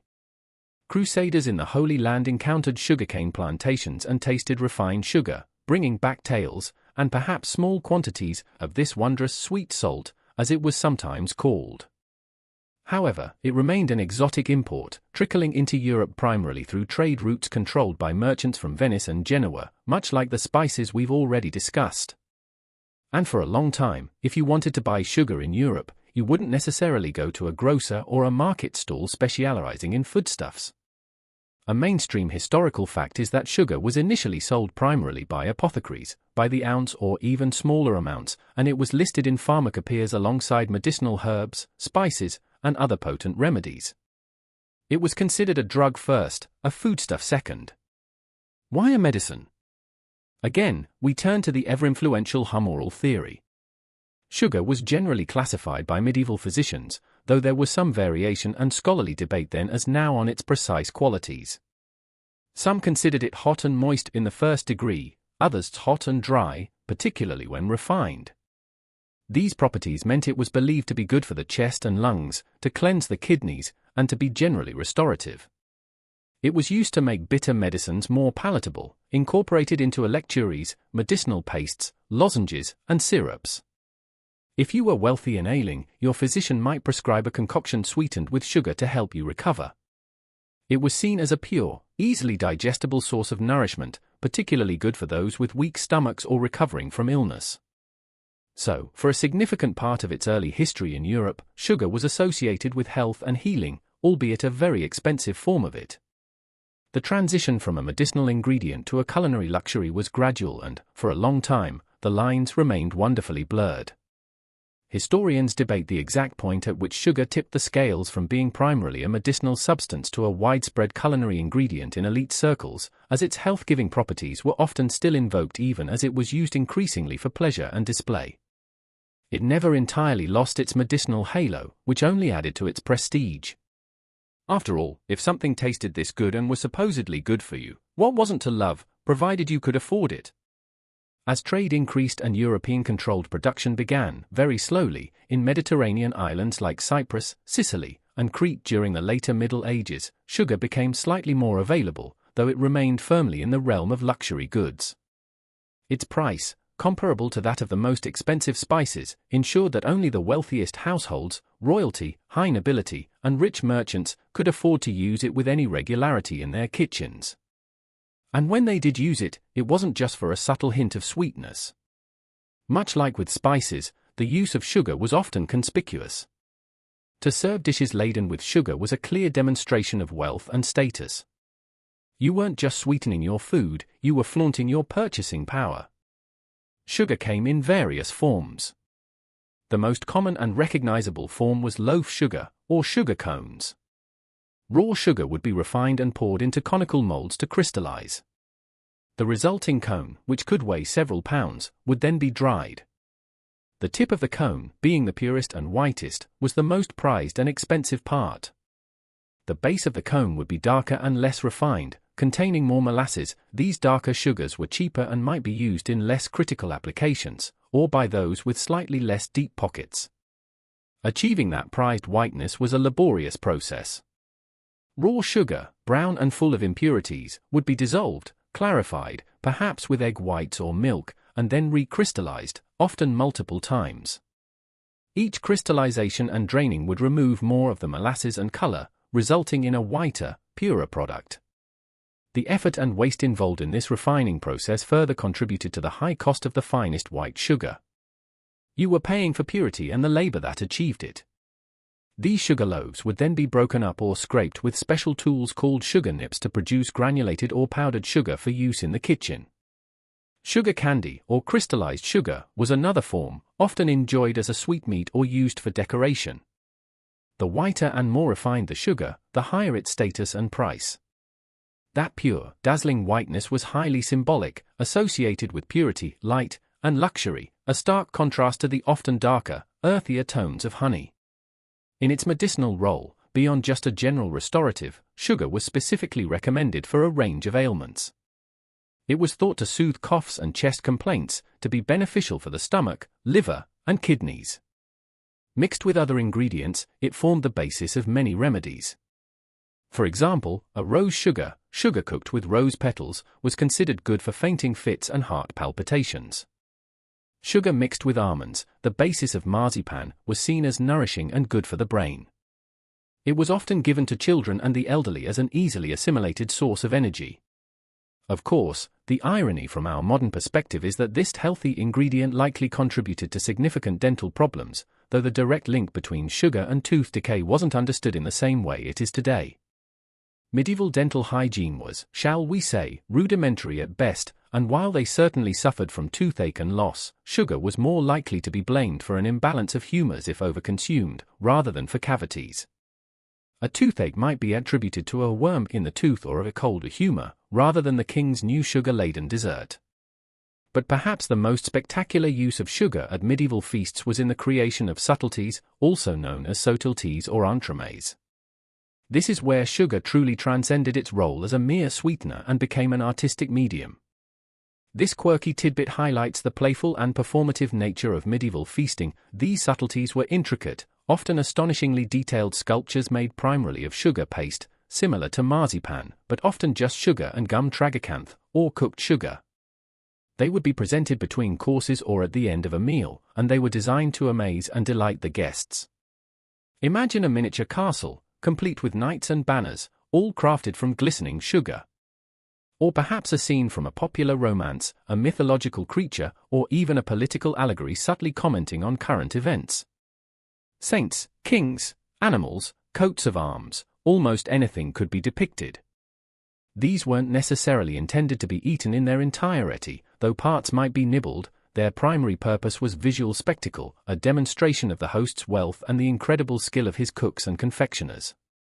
You're witnessing food as theater, where sugar is the star performer. Some of these creations were enormous and took days, if not weeks, to construct. They were the edible bling of the medieval world. The increasing availability and use of sugar, even if confined to the elite, began to shape European taste preferences. The human palate has an innate attraction to sweetness, and as sugar became more of a presence in high-status cuisine, it likely fueled a desire for even more intensely sweet flavors. Honey was sweet, yes, but sugar offered a different kind of sweetness, cleaner, more concentrated, and more versatile in its culinary applications. It allowed for a level of sweetness in dishes that was previously hard to achieve. This, combined with the already prevalent love for strong spices, contributed to that characteristic medieval flavor profile of boldly sweet and spicy. The gradual shift from honey to sugar in elite kitchens wasn't just about novelty, it was also about performance and control. Honey, while wonderfully flavorful, has its own distinct character that can sometimes overpower other ingredients. Its color varies, and it can be sticky and difficult to work with for delicate constructions. Refined sugar, on the other hand, offered a more neutral, intense sweetness that could be a blank canvas for other flavors. Its crystalline structure allowed it to be spun, molded, and sculpted in ways that honey could not. That brilliant whiteness was also key. In an era that prized bright, clear colors in food, often enhanced with vegetable dyes, white sugar allowed for dazzling visual effects. It represented a taming of nature, a refinement that honey, in its more rustic state, couldn't quite match. While honey continued to be used, especially in everyday cooking and for certain traditional recipes, sugar became the sweetener of choice for the grandest occasions, precisely because it offered greater culinary and artistic possibilities, and because its very expense screamed luxury. You could make a statement with sugar that was harder to achieve with even the finest honey. While much of the sugar consumed in Northern Europe was imported from the Mediterranean or the Middle East, there were, as mentioned, early attempts at European production. Islands like Sicily, with its existing Arab sugar-making tradition, Cyprus, which became a major producer under Lusignan rule, especially after the fall of Acre in 1291, cut off easier access to some Levantine sugar, and Crete were significant. Later, in the 15th century, as European exploration pushed out into the Atlantic, sugarcane cultivation was established on islands like Madeira and the Canary Islands by the Portuguese and Spanish. These sugar islands became crucial stepping stones in the westward expansion of sugar production, a story that would, in subsequent centuries, take a much darker turn with its deep entanglement with the transatlantic slave trade and the plantation economies of the New World. But in our medieval timeframe, sugar production in these European-controlled territories was still relatively limited, highly prized, and fueled the desire for this white gold. Imagine yourself in a great hall. A course has just finished, and the servants clear the trenchers and goblets. Then, with a flourish, they bring in the subtlety. Perhaps it's a majestic swan, crafted from gleaming white sugar, its neck gracefully curved, sugar-spun feathers glinting in the candlelight. Or a miniature forest scene with tiny sugar animals peering from behind candied trees. The guests would gasp, point, and admire. This was part of the entertainment, a moment of shared wonder before the next savory course arrived, or a grand finale to the meal. It cemented the host's reputation for magnificence. The sugar itself, so costly and pure, was a message of power and refinement. So, sugar was far more than just a way to make things taste sweet. It was a medicine, a status symbol, an artistic material, and a driver of economies. Its journey from the distant East, its slow adoption and transformation in European culture, mirrors that of the spices it so often accompanied. It added a new dimension to medieval cuisine, allowing for new textures, new levels of sweetness, and new forms of culinary display. This preference also tied into the visual culture of the feast. We've talked about spices adding color, but sugar itself, especially in its whitest form, or when colored with expensive dyes like saffron, for gold, or cochineal, for crimson, though more prominent later, became a key component in creating dishes that were as much a feast for the eyes as for the stomach.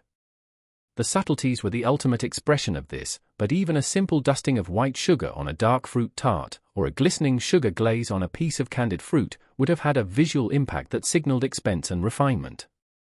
When you think of that sugared mutton, therefore, you're not just thinking of an unusual flavor combination. You're thinking of a dish that proclaims its hosts access to one of the most luxurious, exotic, and versatile ingredients of the age.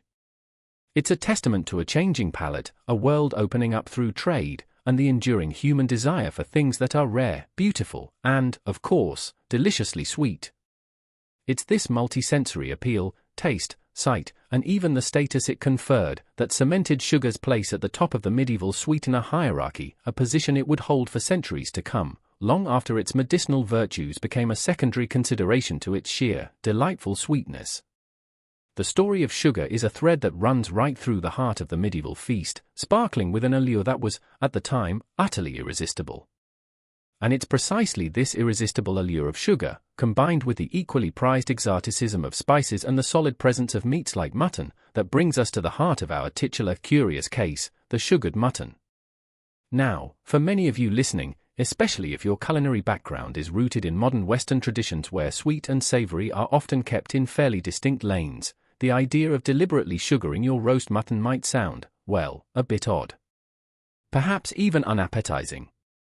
You might imagine a cloying sweetness fighting with the robust flavor of the meat, a culinary clash rather than a harmonious pairing. And that's perfectly understandable. Our palates are, after all, very much a product of our time and culture.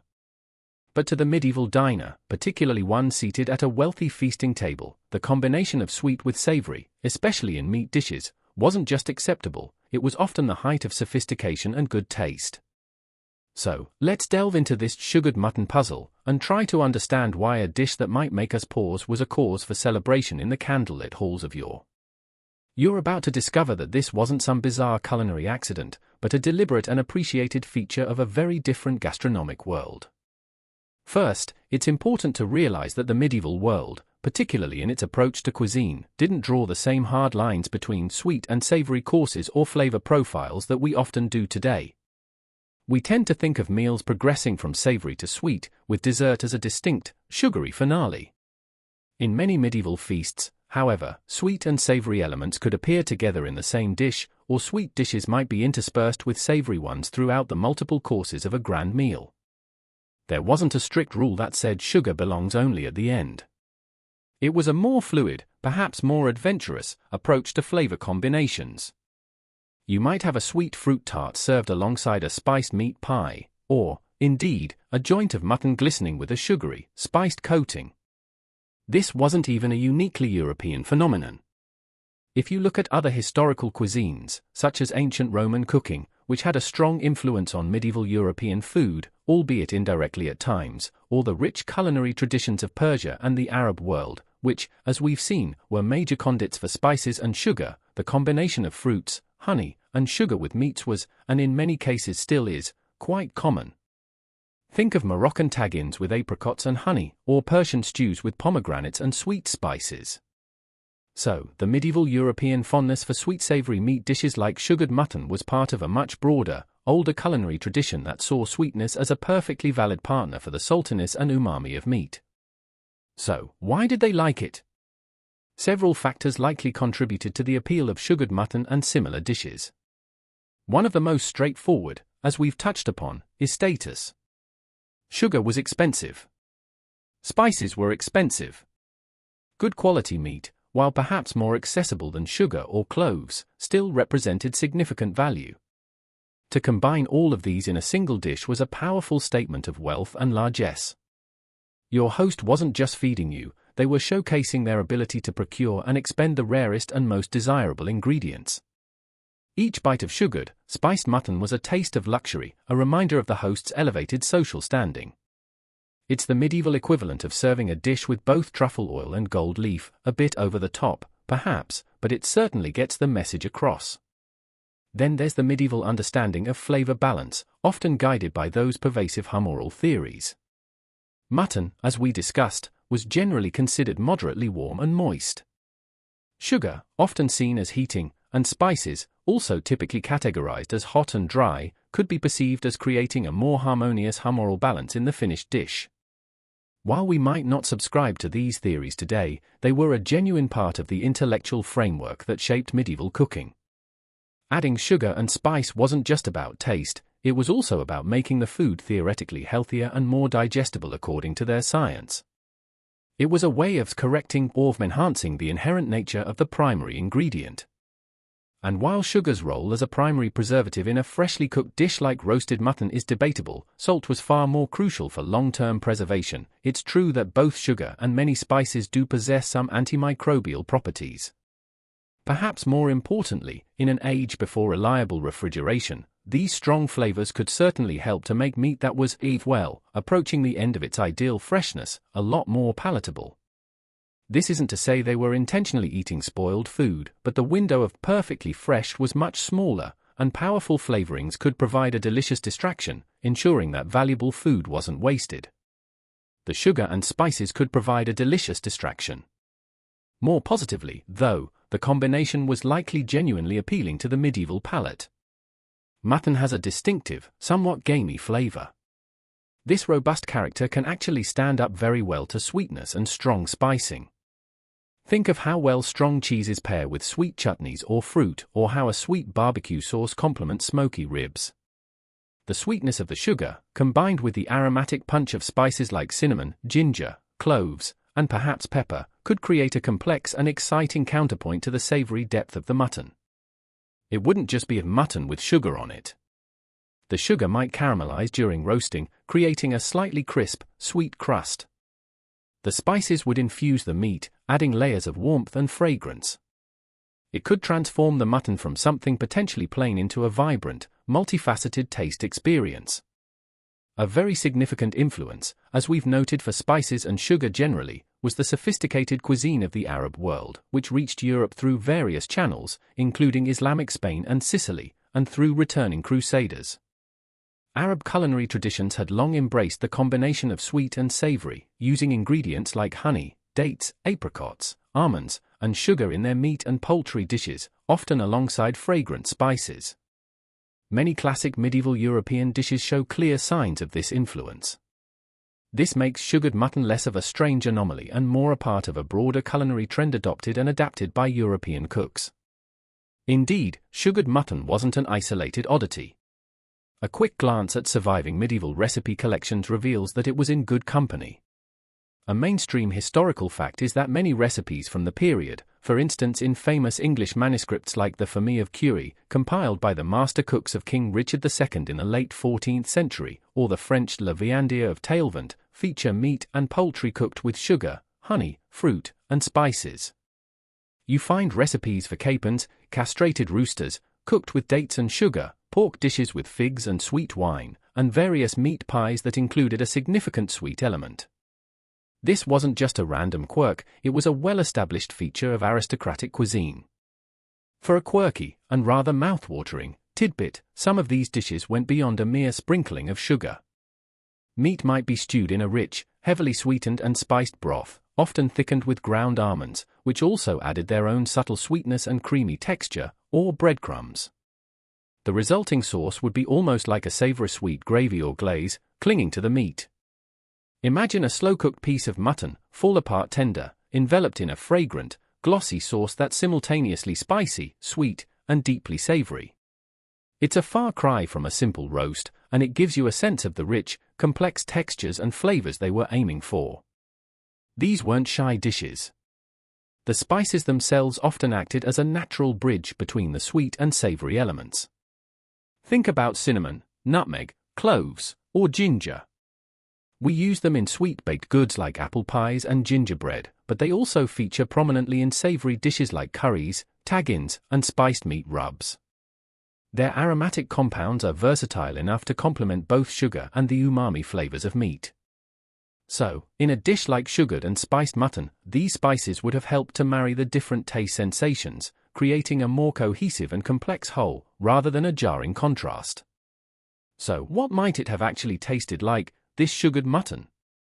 Let's try to reconstruct it in our imaginations. You have a joint of mutton, perhaps roasted on a spit. As it cooks, it might be basted with a mixture of melted butter or its own fat, mixed with sugar and a blend of finely ground spices.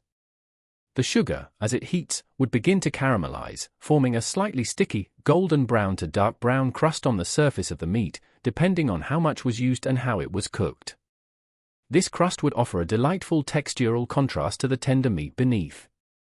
When you take a bite, the first sensation might be that slight crispness of the sugary exterior, followed by an intense burst of sweetness, quickly followed by the warmth and complexity of the spices, the woody notes of cinnamon, the sharpness of ginger, the pungent perfume of cloves.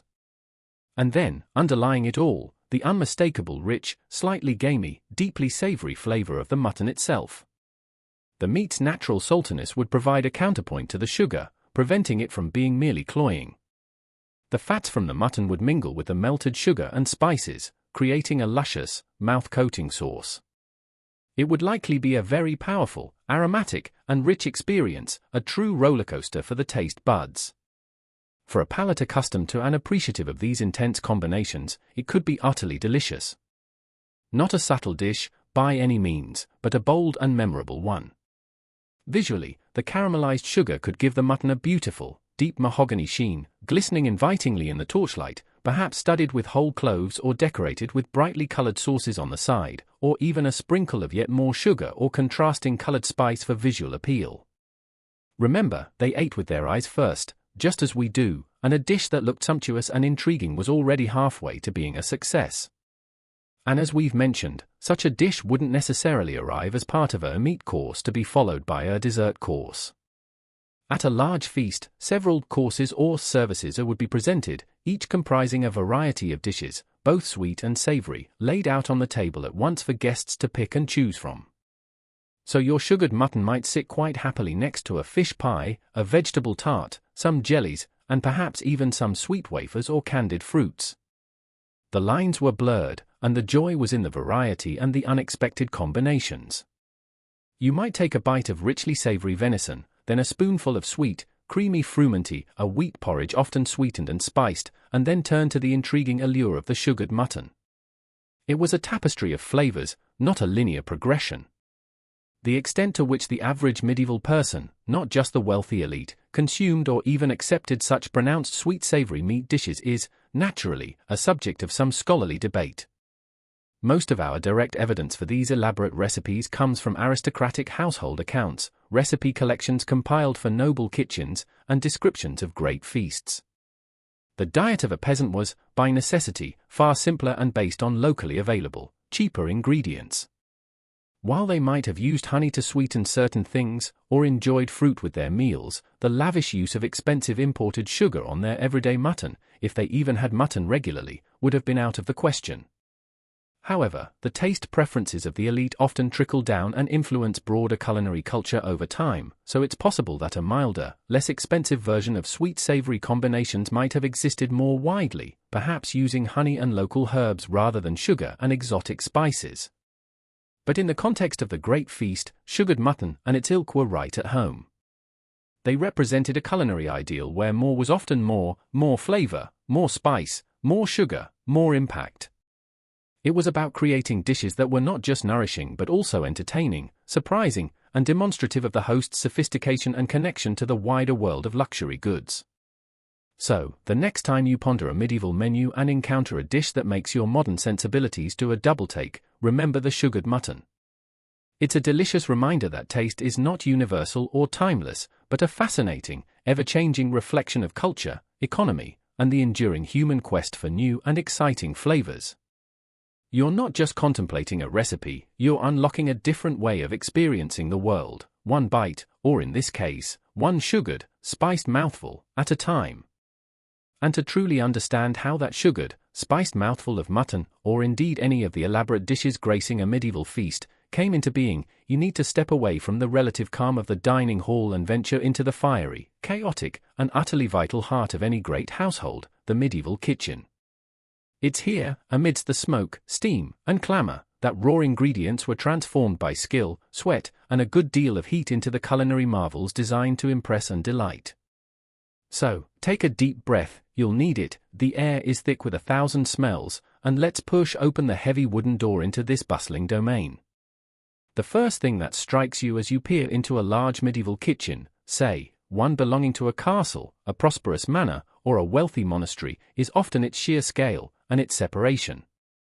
For very practical reasons, primarily the ever-present risk of fire and to keep the intense smells and heat away from the main living and feasting areas, the kitchen was frequently located in a separate building or a distinct wing of the main complex.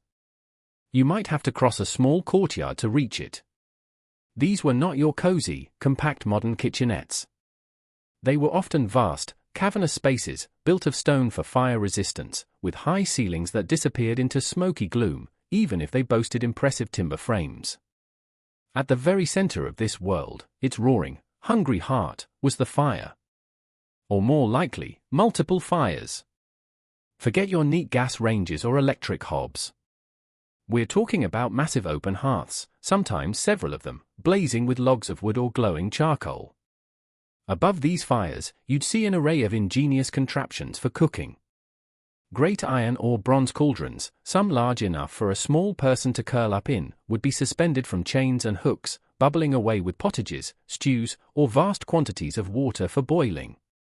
Long spits, laden with whole animals, pigs, sheep, poultry, sometimes even oxen, would be slowly turned, either by hand at a hot, tedious job often assigned to junior kitchen staff known as spitboys or turnbrocks, or, in some very advanced kitchens, by rudimentary mechanical devices powered by weights, smoke jacks driven by the hot air rising up the chimney, or even specially trained dogs in a treadmill. The chimney itself was a significant feature, if present. Earlier medieval kitchens might have just a hole in the roof to let out some of the smoke, leading to an incredibly acrid and eye-watering atmosphere. But by the later Middle Ages, grand kitchens often had enormous, wide chimneys designed to draw up the worst of the smoke from these massive fires. Even so, you can imagine the air would always be thick with the smell of burning wood, roasting fats, and whatever was being cooked, a potent, and not always pleasant, perfume. Now, cast your eyes around at the tools of the trade. This isn't a realm of delicate whisks and precision slicers. It's a world of robust, heavy-duty equipment.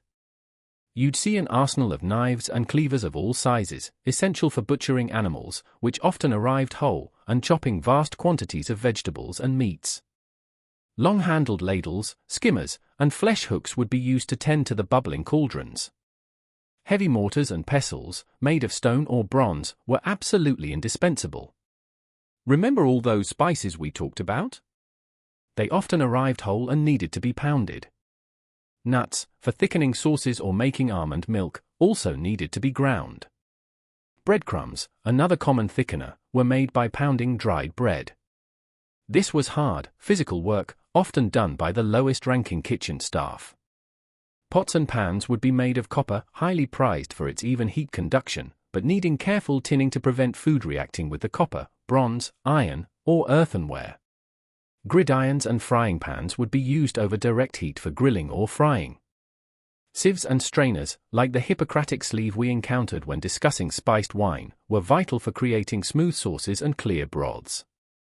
Ovens, as we know them for baking bread or roasting, weren't a standard feature in every kitchen.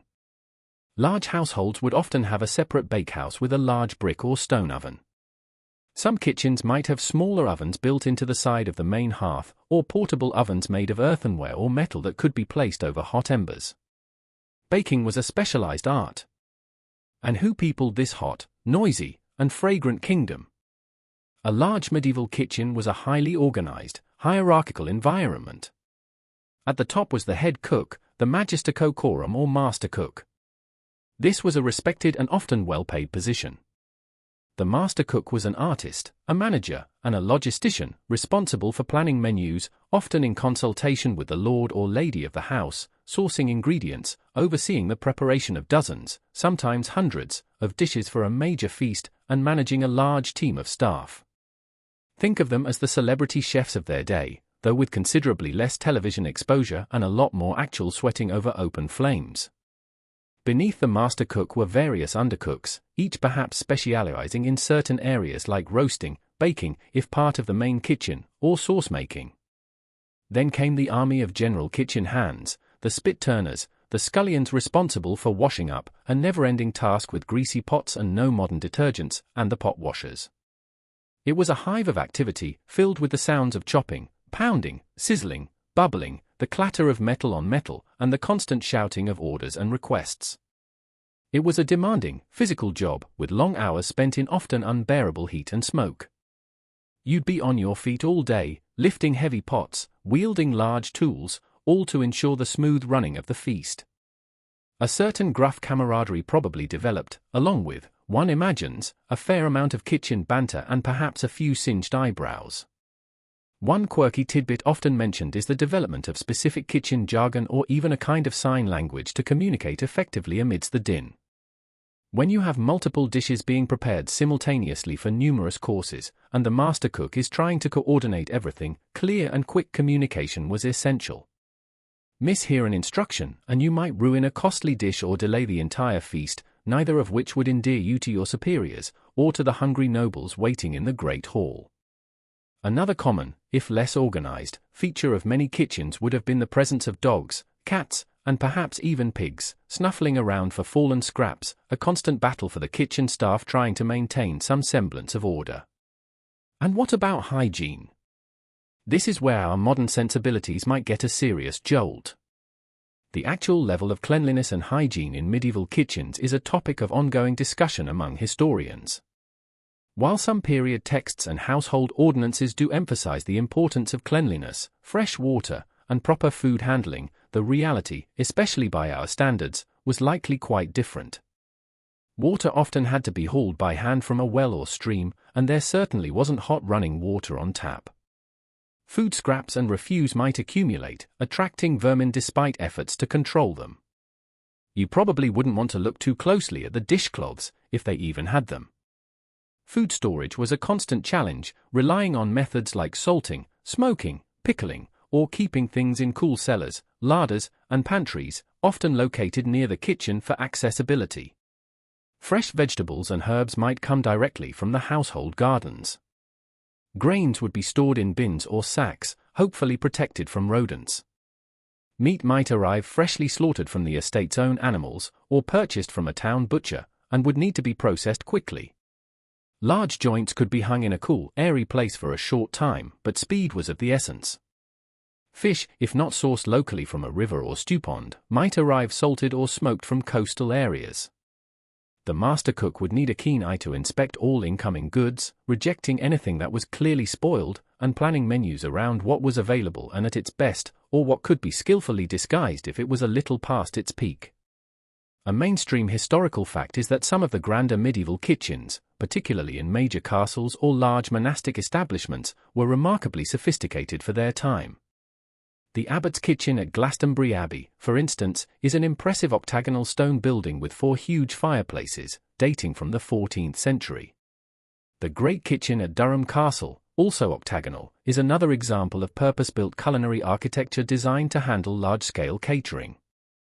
Some of these elite kitchens even had rudimentary systems for running water, perhaps channeled from a nearby spring or river, and well-designed drainage to carry away waste. These were, however, the exceptions rather than the rule. Most kitchens, even in reasonably well-to-do households, would have been far simpler, though no less busy. Inside, the division of labor was key. While some pounded spices, others might be laboriously plucking dozens of chickens, pheasants, or partridges, the feathers flying. Someone else would be scaling and gutting fish, a slimy and often smelly task. The making of almond milk, a staple in medieval cooking, used as a dairy substitute, especially during Lent, and a thickener for sauces, was a common chore, involving blanching, grinding, and then steeping almonds in water or broth, before straining the milky liquid through a cloth. This was just one of many time-consuming preparations that were fundamental to creating the complex dishes of the era.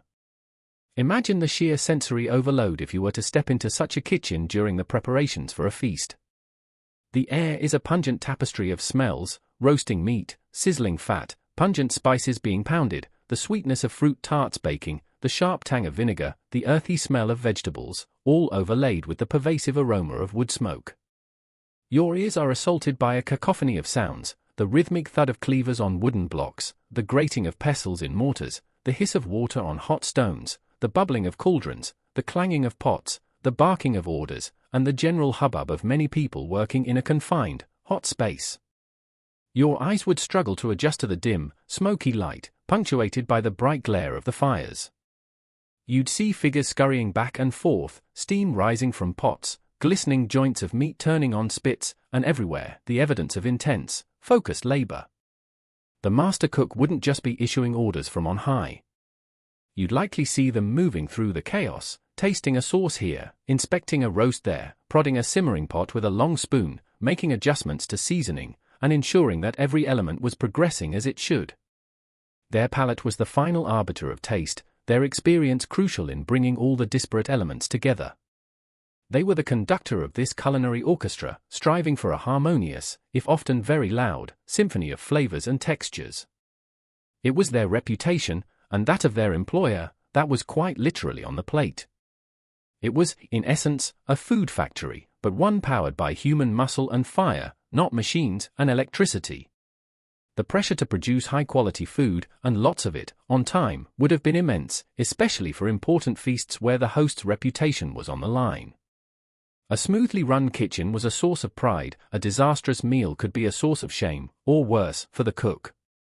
It was a high-stakes, high-pressure environment, but also one of immense creativity and skill, where raw ingredients were transformed into dishes that were not only nourishing but also, as we've seen, deeply symbolic and often breathtakingly artistic. You're standing in the engine room of the medieval feast, a place of primal elements, fire, water, earth, in the ingredients, shaped by human hands into expressions of culture, status, and delight. It's a far cry from your quiet, orderly kitchen at home, but it's where all the magic of the medieval table truly began. Every dish that arrived in the great hall, gleaming and fragrant, was the product of this intense, often unseen, labor, a testament to the skill and endurance of the medieval kitchen brigade. And as that skilled and enduring kitchen brigade sent forth its creations, dish after magnificent dish, from the fiery heart of the household into the great hall, what exactly was the purpose of it all? Yes, people were hungry, and food was, of course, essential for sustenance. But if you think a medieval feast, particularly one hosted by a person of significant means, was merely about sating appetites, you'd be missing the grandest part of the picture. You're now entering a realm where food transcends mere nourishment and becomes a powerful form of theater, a complex social ritual, and an indispensable political tool. The medieval feast was, in essence, a meticulously staged performance, and you, as a guest, were both audience and participant. Imagine yourself stepping into that great hall, not as a kitchen observer this time, but as an invited guest. The transformation from the smoky, utilitarian kitchen to the splendor of the feasting space is immediate and striking. The hall itself is likely the largest and most impressive room in the castle or manor house, its high timbered roof perhaps adorned with painted beams or heraldic banners. Torches and candles, hundreds of them in grand settings, would be blazing, casting a warm, flickering glow over the scene, reflecting off polished silver, pewter, and brightly colored tapestries that might adorn the walls, not just for decoration but also to provide some insulation against the cold stone. You might also notice the presence of specific household officers, distinct from the kitchen staff, whose role was to orchestrate the smooth running of the feast in the hall itself. The steward, a high-ranking official, might oversee the entire event, while a marshal could be responsible for the seating arrangements, a delicate and politically charged task. Carvers and cupbearers, often young men of noble birth learning the arts of service, would attend to the high table with practiced grace. Their movements, their attire, all contributed to the theatricality of the event. The air here isn't thick with kitchen smoke, but rather with the scent of beeswax, herbs strewn on the floor, like rushes mixed with lavender or meadowsweet to combat less pleasant odors, and the tantalizing aromas of the food being brought in. This is not just a room, it's a stage, carefully set for the drama about to unfold. At the heart of this drama was the concept of conspicuous consumption. We've talked about the expense of spices and sugar, but a feast was an opportunity to display wealth in every conceivable way. The sheer quantity and variety of food were staggering. Course after course would be presented, featuring an astonishing array of meats, poultry, fish, pies, tarts, and those spectacular sugar subtleties. This wasn't about providing enough food, it was about providing an overwhelming abundance, a visual testament to the host's boundless resources. The more exotic the ingredients, the more elaborate the preparation, the more impressive the display. You're not just eating dinner, you're witnessing an edible audit of your host's bank account and global connections. Then there was the plate upon which this food was served, and the vessels from which wine was drunk. While lesser guests might use trenchers made of stale bread, which might later be eaten or given to the poor or dogs, those at the high table would dine from pewter, silver, or even gold plates and goblets, depending on the host's status. The quality and quantity of this tableware were another clear signal of wealth and power.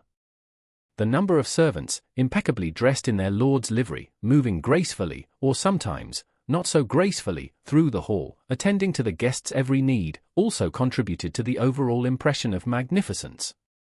Each element was carefully calculated to impress. Beyond the sheer spectacle of wealth, feasts were potent political instruments. A major life event for the nobility, such as a wedding, a knighting ceremony, the birth of an heir, or a coronation, was invariably marked by an elaborate feast that served to publicly affirm new statuses, celebrate alliances, and project an image of stability and power. Inviting potential allies, or even rivals, to a lavish banquet was a way of demonstrating your resources and hospitality, perhaps hoping to curry favor, negotiate treaties, or subtly intimidate. Important announcements could be made, oaths sworn, and loyalties publicly reaffirmed in the convivial, yet charged, atmosphere of a shared meal.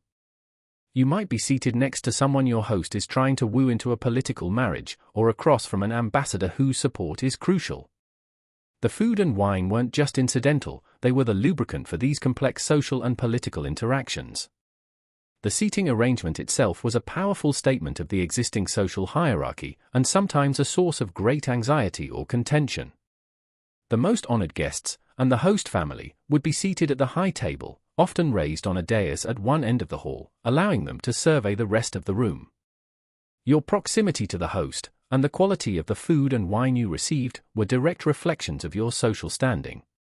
Lesser nobles, knights, and other retainers would be seated at long trestle tables running down the length of the hall, further from the host and often receiving simpler fare or smaller portions of the choicest dishes.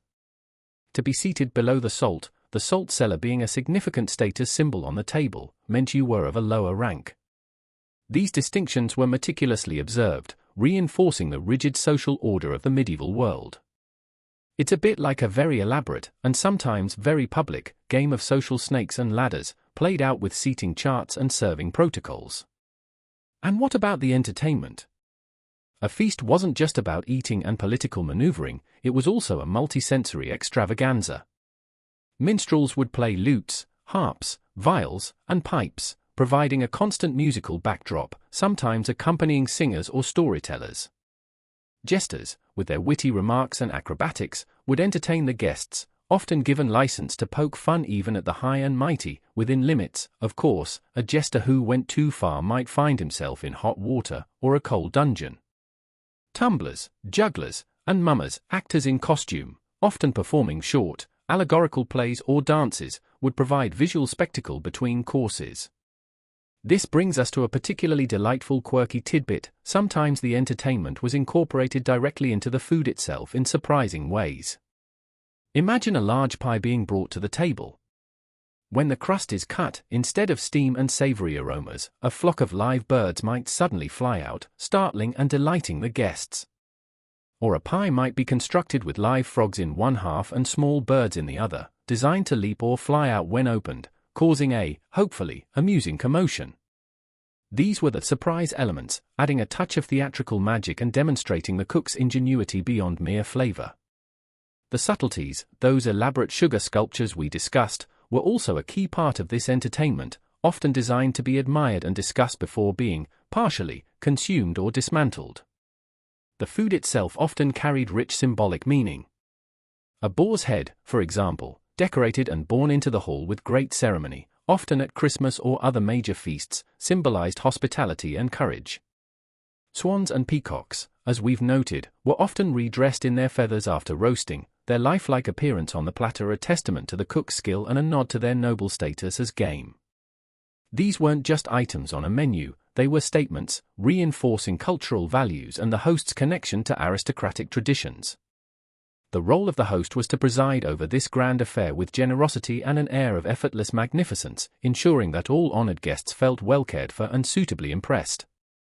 The guests, in turn, were expected to appreciate the host's efforts, to praise the food and entertainment, and to behave according to the complex rules of medieval etiquette, which we'll delve into more deeply later.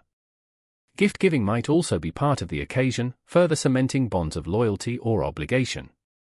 The scale and duration of these feasts could be immense. A particularly important celebration, like a royal wedding or a coronation, might involve feasting that lasted for several days, with thousands of guests to be fed. the logistics involved in sourcing, preparing, and serving such vast quantities of food and drink were truly monumental, a testament to the organizational skills of the household staff. Records from such events list mind-boggling quantities: hundreds of cattle, sheep, and pigs, thousands of chickens, geese, and game birds, countless barrels of wine and ale.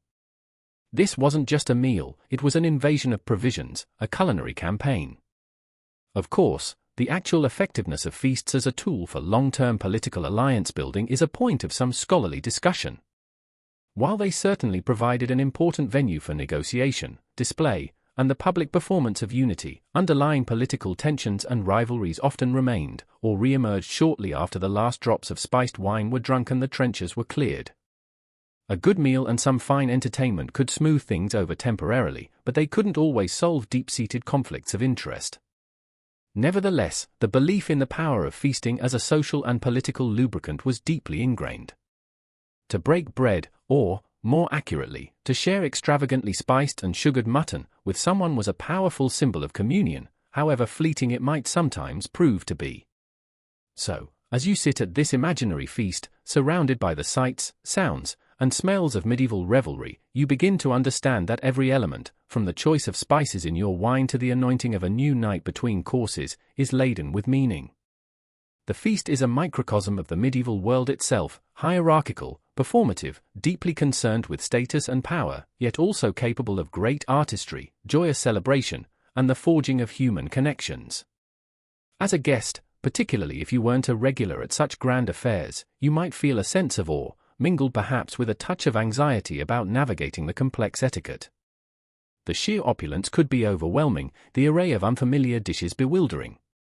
But above all, you would feel the immense power and prestige of your host, communicated not through speeches or edicts, but through the universal language of shared food and drink, elevated to an art form.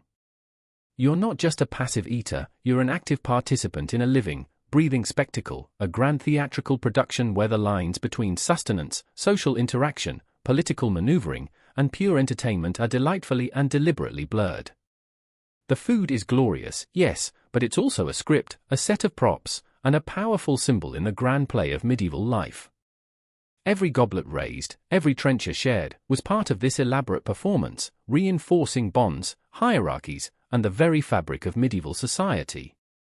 And as you, our honored guest, take your place within this grand play, navigating the currents of power and prestige that fill the great hall, you quickly realize that the art of the table in medieval times extended far beyond just the food itself. It encompassed a whole world of elaborate presentation, specific dining etiquette, and carefully orchestrated service. The way the table was set, the manner in which you ate, and how the dishes were brought forth were all part of that performance we've been talking about, each detail carrying weight and meaning. So, let's zoom in on the medieval tabletop and uncover the fascinating, and sometimes surprising, rules of this elaborate game. First, imagine the table itself. In a grand hall, this would often be a series of long trestle tables, capable of being dismantled and stored away if needed, with the host and most important guests seated at a permanent or more substantial high table, often on that raised dais. One of the first things you'd notice, and appreciate, would be the tablecloth. A clean, white linen tablecloth was a mark of a well-appointed household and good hospitality. The whiter and finer the linen, the greater the status. Sometimes, multiple cloths might be laid, or fragrant herbs and flowers scattered upon them. This pristine surface was the canvas upon which the feast would be painted. Upon this cloth, your dining place would be set, though perhaps not with the array of cutlery you're accustomed to. You would almost certainly have a trencher. In earlier periods, or for less exalted guests, this might literally be a thick slice of stale bread, about 4 days old, which would absorb the juices of the food.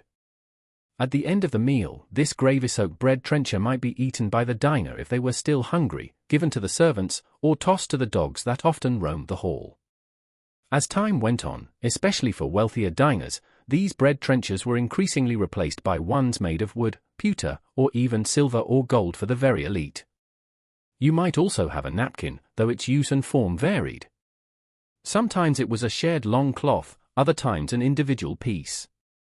Your primary eating utensils would be your fingers, a knife, and a spoon. That's right, forks were largely absent from the medieval European dining table for general use. This is a quirky tidbit that often surprises people. Diners were commonly expected to bring their own knives. These weren't just functional tools but could also be personal, sometimes ornate items, carried in a sheath at one's belt. This knife would be used for cutting meat, which was often served in larger pieces or whole joints that needed portioning at the table, either by a dedicated carver for the high table or by the diners themselves. Spoons, made of wood, horn, pewter, or precious metals, were used for soups, stews, sauces, and any dish that couldn't easily be managed with fingers or a knife. If forks were present at all, they were usually small, two-pronged implements, often made of gold or silver, and were used for specific, delicate tasks, like picking up sticky candied fruits or preserved ginger from a shared dish. The idea of using a fork to convey most food to your mouth was still centuries away for most Europeans. It was often seen as an Italian affectation, or even as slightly effeminate or overly fastidious. So, prepare to get your fingers a little messy. It was all part of the experience. A prominent feature on the high table, and sometimes on other important tables, would be the salt cellar. Salt was a precious commodity, essential for preserving and flavoring food. The salt cellar, often an elaborate and expensive object made of silver or other fine materials, was a significant status symbol. Its placement on the table was important, and as we mentioned, being seated below the salt indicated a lower social rank. Sharing was also common. You might share a drinking goblet with your neighbor, or dip your bread into a shared bowl of sauce. This communality was part of the feasting experience, though it also meant that good manners regarding shared items were particularly important. And speaking of manners, these were taken very seriously, at least in polite society. Hand washing was a crucial ritual before and sometimes during the meal. Servants would circulate with ears of water, often scented with rose petals or herbs, and basins, and a linen towel, for guests to wash their hands. This was not just about hygiene, though that was a factor, given you were eating with your fingers, but also a ceremonial act of purification. Once at the table, a whole host of rules, often detailed in courtesy books, came into play. A mainstream historical fact is that these courtesy books, such as the French Les Contenances de la Table from the 15th century, or advice found in broader works on noble living, provided explicit instructions on polite dining. Furthermore, the very concept of the feast was often a public or semi-public affair, especially for royalty or high nobility. While not everyone could partake, the doors of the Great Hall might sometimes be open or at least accessible to onlookers in galleries, allowing a wider audience to witness the splendor and magnificence of their lord. This display wasn't just for the invited guests, it was a projection of power and status to the broader community. The art of the table was, in this sense, a very public performance of lordship. Think about the sensory experience. It wasn't just taste. It was the sight of the gleaming tableware, the vibrant colors of the food, the impressive architecture of the sugar subtleties. It was the sound of music, the murmur of conversation, hopefully polite, the ceremonial announcements of new courses. It was even the feel of the fine linen, the weight of a silver goblet.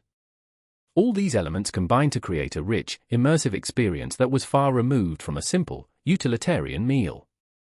The art of the table was about engaging all the senses, about creating memories, and about reinforcing the social bonds and hierarchies that structured medieval life. So, as you carefully wipe your fingers on your napkin, or politely accept a portion of sugared mutton from a shared platter, you are partaking in a tradition that valued not just what was eaten, but how it was eaten, and the beautiful, complex performance that surrounded it all. It was a demonstration of civility, a mark of belonging, and a key part of the rich tapestry of medieval social life. And that rich tapestry of medieval social life, so vividly expressed in the art of the table and the performance of the feast, had its threads of hierarchy woven through every single aspect, especially when it came to what, and how, you actually ate. Your social rank wasn't just a title or a place in a procession, it directly determined your experience at the feasting table, from your physical location to the very quality and quantity of the food placed before you. So, let's explore this crucial dimension of medieval dining, how your seat at the table quite literally dictated your meal. You're already familiar with the concept of the high table, that elevated platform often at one end of the Great Hall where the lord, his lady, their immediate family, and the most distinguished guests were seated. This wasn't just for a better view, it was the epicenter of status, and the provisions here reflected that. Then, stretching down the length of the hall, were the lower tables, populated by knights, lesser nobles, important household officials, and other retainers of varying degrees of importance. Even among these lower tables, there could be further subtle gradations of status. Now, imagine the dishes arriving from the kitchen, heralded perhaps by that fanfare we mentioned. It's unlikely that every single table received an identical portion of every magnificent creation. The choicest cuts of meat, the tenderest part of the roast, the breast of the swan or peacock, would invariably make their way to the high table. The most elaborately spiced dishes, shimmering with saffron or pungent with cloves, and those containing the most expensive imported sugar, would also be concentrated here. If there was a particularly rare game bird, or a fish that had undertaken a long and costly journey to the table, you can be sure it was destined for those at the top. Food was often served in messes, which were essentially portions intended to be shared by a small group of diners, perhaps 2, 4, or 6 people. And here's where the differentiation became really clear. The quality and composition of the messes could vary significantly from one table to another, or even within different sections of the same long table. Those at the lower end might find their messes contained less meat, more of the cheaper grains or vegetables, or simpler preparations with fewer expensive spices. It was a very visible and tangible way of reinforcing the social pecking order. You didn't just know your place, you tasted it. While outright resentment might be dangerous to express, one can imagine a certain amount of quiet grumbling or envious glances cast towards the high table from the further reaches of the hall. However, the system was largely accepted as the natural order of things. To be part of a great household, even in a lesser capacity, offered security and a sense of belonging that often outweighed the indignity of a plainer mess. Plus, there was always the hope of promotion, or of catching the Lord's eye for some meritorious service, which might lead to a better seat and better fare at a future feast. A mainstream historical fact that illuminates this practice is found in the detailed household accounts kept by noble families. These records, such as the accounts for the Percy household in England during the late Middle Ages and early Tudor period, meticulously itemize the delivery, the daily or weekly allowances of food and drink distributed to every member of the household, from the lord himself down to the humblest stable boy. These allowances were precisely calibrated according to rank, detailing not just the quantity of bread, ale, wine, and meat, but often the specific type and quality. What was good enough for a groom was certainly not what was served to a visiting duke. This systematic differentiation extended directly to feasting. Certain foods were almost exclusively the preserve of the elite. We've talked about spectacular birds like swans and peacocks being redressed in their feathers. While impressive to behold for everyone in the hall, the actual eating of these often tough and not particularly flavorful birds was more of a status symbol, and you can bet the prime portions, if any could be called prime, went to the high table. Similarly, very exotic or difficult to obtain game, like crane or heron, would be delicacies reserved for the top tier. Those magnificent sugar subtleties, while admired by all, were often placed before the most important guests at the high table, who might be invited to partake first, or who might simply have the best view and closest access to these edible artworks. The same principle applied to drink. The finest imported wines from Gascony, Burgundy, or the Rhine, perhaps carefully aged or transformed into fragrant hypocras with expensive spices and sugar, would flow freely at the high table. Goblets here were more likely to be made of silver, parcel gilt, or even gold. Further down the hall, the wine might be of a lesser quality, a younger or rougher local vintage, or it might be ale, the staple drink for most people, that filled the cups, which themselves would likely be made of pewter, wood, or horn. Even the privilege of an individual drinking cup, rather than sharing, might be more common at the high table. This differentiation in service was also very apparent. The high table would have more attentive servants, dedicated carvers, and cupbearers. Their every need would be anticipated. At the lower tables, service might be less frequent, and diners might be expected to help themselves more from the communal platters. It wasn't necessarily neglect, but rather a clear reflection of where the focus of the household's resources and attention lay. You might wonder about the symbolism of this carefully managed distribution. It wasn't just about being stingy with the good stuff for the lower ranks. It was a fundamental part of how medieval society operated. The lord, as the head of the household and the wider social unit, demonstrated his wealth and generosity by providing the feast. However, by distributing its bounty in a way that reflected each person's status, he also reinforced their place within his sphere of influence, their obligations to him, and the overall social order. It was a constant, edible reminder of everyone's position in the great chain of being. To receive food from the Lord's table, even if it was a lesser portion, was still a sign of belonging, of being part of his retinue or affinity. An interesting aspect of this is the concept of the lumbles or numles, the offal of an animal, such as the heart, liver, kidneys, and other internal organs. While sometimes consumed by the nobility if prepared in a particularly refined way, these parts were often relegated to the lower tables or given to the servants. The term eating humble pie is thought by some to derive from humble pie, a pie made from these less prestigious parts of the deer or other animals. So, while the lord feasted on the haunch of venison, his huntsman or kitchen staff might be making a pie from the umbles. It's a very direct example of how the animal was divided according to rank. And speaking of distinctions at the high table itself, one fascinating quirky tidbit is the nef. This was an elaborate, often boat-shaped, hence the name, from the Old French for ship, container, usually crafted from precious metals like silver or gold, and sometimes encrusted with jewels. It would be placed on the high table directly in front of the host or the most important personage, like the king. The nef wasn't just decorative, it was highly functional as a personal caddy. It might contain the lord's personal salt, his special spices, his own knife and spoon, perhaps his napkin, or even a tasting spoon for his taster to use. It was an unmistakable marker of supreme status, a personal dining kit that set its owner apart even from other high-ranking guests at the same table. Imagine a miniature silver ship sailing on the white linen sea of the tablecloth, a symbol of the lord's unique position and a very practical way to keep his most precious dining accoutrements separate and secure. The degree to which sumptuary laws, those laws designed to restrict extravagance in dress, food, and other luxuries according to social class, actually affected what was served and eaten at feasts is a matter of some scholarly debate. These laws existed in many parts of medieval Europe, theoretically dictating, for example, how many courses a particular social rank was allowed to serve, or what types of fur they could wear. However, enforcement was often patchy and inconsistent. The desire to display wealth and status through lavish feasting was a powerful social force, and it's likely that these laws were often bent, if not outright broken, especially by the ambitious or newly wealthy who wished to assert their standing. The feast was too important a stage for social competition to be easily constrained by legal texts. The hierarchy extended even to the leftovers. After the main diners had had their fill, the remaining food didn't just disappear. What was left from the high table might be passed down to the lower tables, or collected for the almoner to distribute to the poor at the castle gates, an act of charity that also reinforced the lord's magnanimity.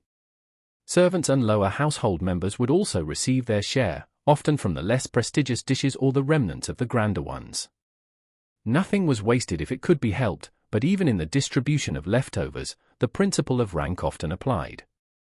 So, as you navigate this medieval feast, you're acutely aware that your experience, what you eat, what you drink, where you sit, how you are served, is not accidental. It is a carefully calibrated reflection of your worth in the eyes of your host and society at large. For those at the lower tables, the spectacle of the high table, with its dazzling array of rich foods and fine wines, served as both an aspiration and a reminder of their current station.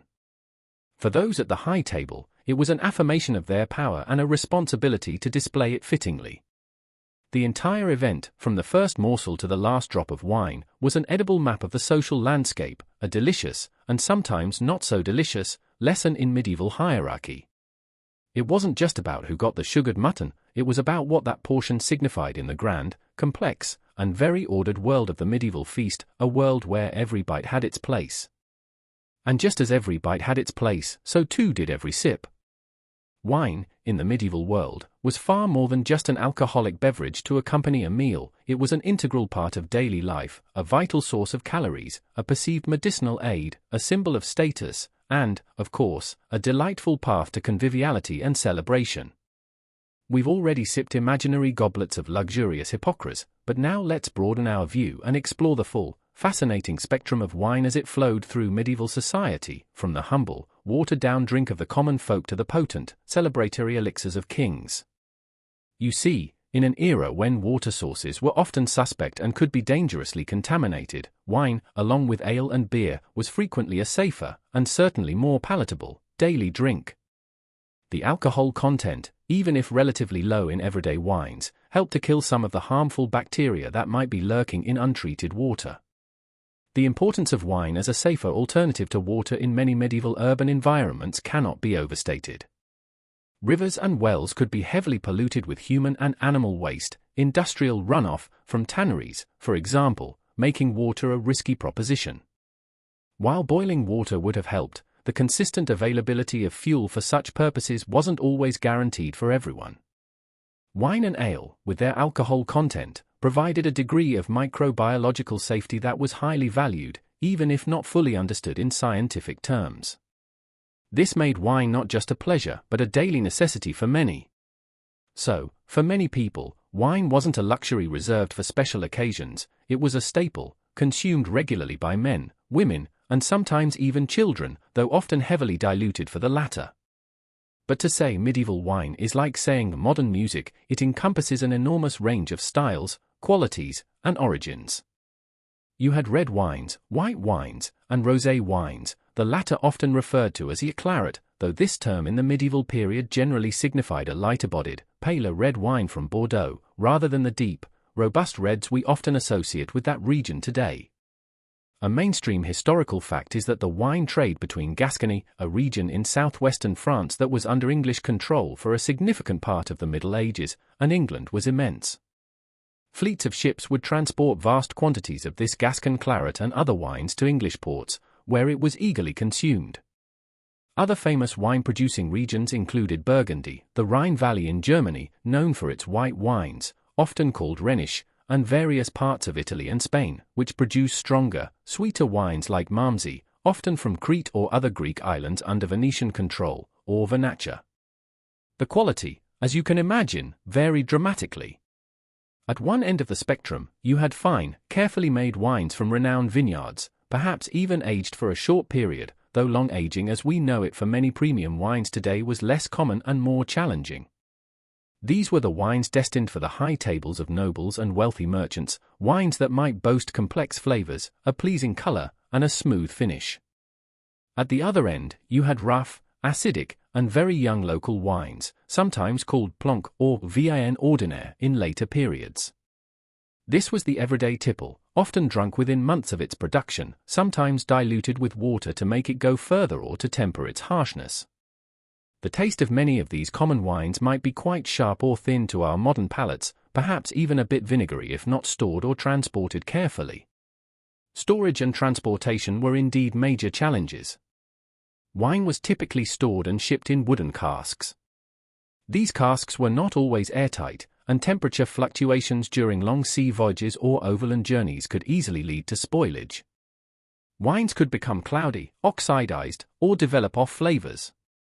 This is one reason why spices were so popular in wine, as with hypocras, they could mask imperfections or elevate a less than stellar base wine. It's also why many wines were consumed relatively young, before they had too much of a chance to go bad. The concept of vintage in the modern sense, referring to the specific year of harvest and its unique characteristics, was less developed, though people certainly recognized that some years produced better wine than others. Naturally, the type and quality of wine you drank were heavily influenced by your social standing, echoing the distinctions we saw with food. Peasants and labourers would most likely drink very cheap local wine, if they could afford it at all, or more commonly, ale or cider. Monasteries, many of which had their own extensive vineyards, often produced wine for their own consumption, including for mass, a vital liturgical use, and sometimes for sale. They were important centers of viticulture and winemaking knowledge. Urban dwellers might buy wine from taverns or directly from merchants. And the nobility, as we've seen, had access to the widest array and the best quality, including those prized imported wines and the elaborately prepared spiced concoctions. The cellar of a great lord would be a treasure trove, carefully managed by a butler or cellarer. This individual was responsible for sourcing the wines, managing the cellar, ensuring casks were well maintained and stored correctly, overseeing the serving of wine, and preventing theft or excessive consumption by household staff. A knowledgeable butler could significantly enhance a lord's reputation through the quality and variety of wines offered. Visually, wines would have presented a spectrum. While a claret was pale red, other reds could be deeper, though perhaps not as inky as some modern powerhouses. White wines ranged from pale straw to deeper gold, especially if they were sweeter or had some age. The clarity would have been a mark of quality. A hazy or cloudy wine was generally undesirable. Drinking vessels, beyond just their material, also varied in shape, from wide, shallow mazer bowls often made of wood, to taller, stemmed goblets, and simple pottery cups or leather jacks. The way the wine looked in the cup, and the cup itself, added to the overall aesthetic of the table. Wine wasn't just for drinking, either. It was a common ingredient in medieval cooking, used much as we use it today, to deglaze pans, to add acidity and depth to sauces, to poach fruit, or as a braising liquid for meats. Verjuice, the highly acidic juice of unripe grapes, was another common culinary ingredient, providing a sour counterpoint in many dishes. So, even if you weren't drinking a fine wine, its less distinguished cousins might still be contributing to the flavors on your plate. Revisiting our friend hypocras for a moment, it truly represented the pinnacle of medieval spiced wines, a luxurious blend of fine wine, expensive sugar, and a complex array of exotic spices, often consumed for its perceived medicinal benefits as much as for its taste. But simpler spiced wines also existed, precursors perhaps to modern mulled wine. These might involve just a few common spices like cinnamon or cloves, perhaps some honey, heated gently with a more ordinary wine. These would have been more accessible, a warming treat on a cold day, even if they didn't carry the same cachet as true hypocras. The desire to enhance wine with spices was widespread, reflecting that general medieval love for intense and aromatic flavors. Given the challenges of production and storage, it's not surprising that wine was sometimes subject to adulteration, or that various techniques were employed to correct wines that had gone off. A wine that was turning cloudy might have egg whites or other fining agents added to clarify it. If it was becoming acidic, chalk or other substances might be added to neutralize it, with varying degrees of success and healthfulness, one imagines. Unscrupulous merchants might try to pass off inferior wine as something better, or blend good wine with bad to stretch their profits. Caveat emptor, let the buyer beware, was as relevant then as it is now. One amusing, if slightly alarming, quirky tidbit from some medieval sources suggests that if a person was so desperately poor that they could only afford either bread or wine, some medical thinkers advised them to choose the wine. The reasoning, tied to humoral theory, was that wine was considered more nourishing and more essential for maintaining the body's heat and vitality than plain bread. This probably tells you more about their medical beliefs than actual nutritional science, and it certainly underscores the immense cultural importance placed on wine. One shudders to think of the quality of wine available to someone in such dire straits. Outside the home or the great hall, taverns and alehouses were the primary places where ordinary people could purchase and consume wine and other alcoholic beverages. These establishments varied greatly, from rough and ready inns catering to travelers and locals, to more reputable establishments in larger towns and cities. Here, you could enjoy a cup of wine, catch up on local news and gossip, play games, and generally escape the daily grind. The quality of tavern wine was often a gamble, but it provided an important social space. The ritual and symbolic uses of wine were also deeply embedded in medieval culture. Its central role in the Christian Eucharist, where it symbolized the blood of Christ, gave it a profound religious significance. Beyond the church, wine was used for ceremonial toasts at feasts, to seal oaths and agreements, and to mark important rites of passage. To share wine was to share fellowship. The exact taste profile of many common medieval wines is a fascinating area of ongoing research and scholarly debate. While we have recipes for spiced wines like hypocras and descriptions of the qualities of famous regional vintages like the hot and strong wines of Spain or the subtle wines of the Rhine, the precise character of the everyday wines drunk by the majority of the population is harder to pin down. Analysis of surviving texts, artistic depictions of wine consumption, and even archaeological evidence such as grape pips found at medieval sites or residues in pottery vessels, all provide clues. but recreating the precise sensory experience of drinking, say, a cheap Parisian wine in the 14th century remains a delightful challenge for historians and enologists. It was likely a far more varied and often more rustic world of wine than our modern, globally standardized one. So, as you imagine yourself at that medieval feast, your goblet being refilled, remember that the wine before you is more than just fermented grape juice. It's a product of extensive trade networks, a reflection of agricultural practices, a marker of your social status, a component of medical theory, and a key ingredient in the social and religious life of the era. From the crudest local brew to the most exquisite spiced import, wine flowed through the veins of medieval society, warming bodies, gladdening hearts, and fueling the grand performance of the feast. Each vintage, each style, tells a story of the people who made it, transported it, sold it, and, with great appreciation, drank it, shaping their world one sip at a time. And as that wine shaped their world, one sip at a time, it, like almost everything else on the medieval table, was subject to the relentless, unforgiving forces of nature. Without the humming refrigerators, vacuum sealers, or convenient sell-by dates that we take for granted, the medieval household was engaged in a constant, high-stakes preservation game. Keeping food edible, safe, and palatable, especially through lean seasons or long journeys, was a monumental challenge. And it's here, in this quest for a semblance of freshness and flavor in a world prone to rapid spoilage, that our familiar friends, spices and sugar, played yet another crucial, if sometimes misunderstood, role. Imagine your medieval self, living without a fridge. The bounty of summer, fresh fruits, vegetables, easily caught fish, is wonderful, but fleeting. Winter looms, a time when fresh produce is scarce and livestock might be culled because there isn't enough fodder to keep them all alive. How do you ensure you have enough to eat? This was the central question that drove medieval food preservation strategies. You couldn't just pop to the supermarket for out-of-season strawberries or frozen peas. You had to plan, to prepare, to battle against the inevitable decay. The primary weapons in this battle were ancient, tried and tested techniques. Salting was king. A mainstream historical fact is that salting was the most widespread and utterly crucial method for preserving meat, like pork, beef, and mutton, and fish, especially cod and herring, throughout the Middle Ages. Meat would be heavily coated in salt or immersed in a strong brine, a process that drew out moisture and created an environment hostile to many spoilage-causing bacteria. Salted meats and fish could last for months, making them essential for provisioning armies on campaign, sailors on long voyages, and households through the winter. The downside?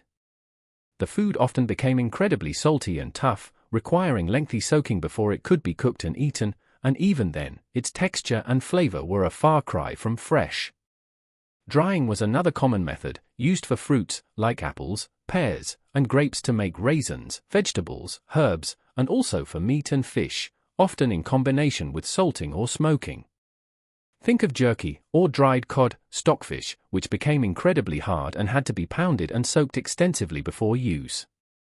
Smoking, carried out in dedicated smokehouses or even just in the smoky chimneys of cottages, imparted flavor while also having a preservative effect due to the chemicals in the smoke and the drying action. This was particularly popular for pork, bacon and hams, and fish like herring, kippers, and salmon.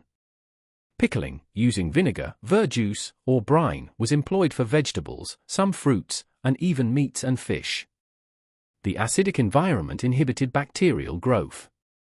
Fermentation was another powerful ally. Think of how grapes were transformed into wine and grain into ale, both of which kept longer and were safer than their raw ingredients. Milk was turned into cheese, a concentrated and longer-lasting form of protein and fat. Cabbage was fermented into sauerkraut in some regions.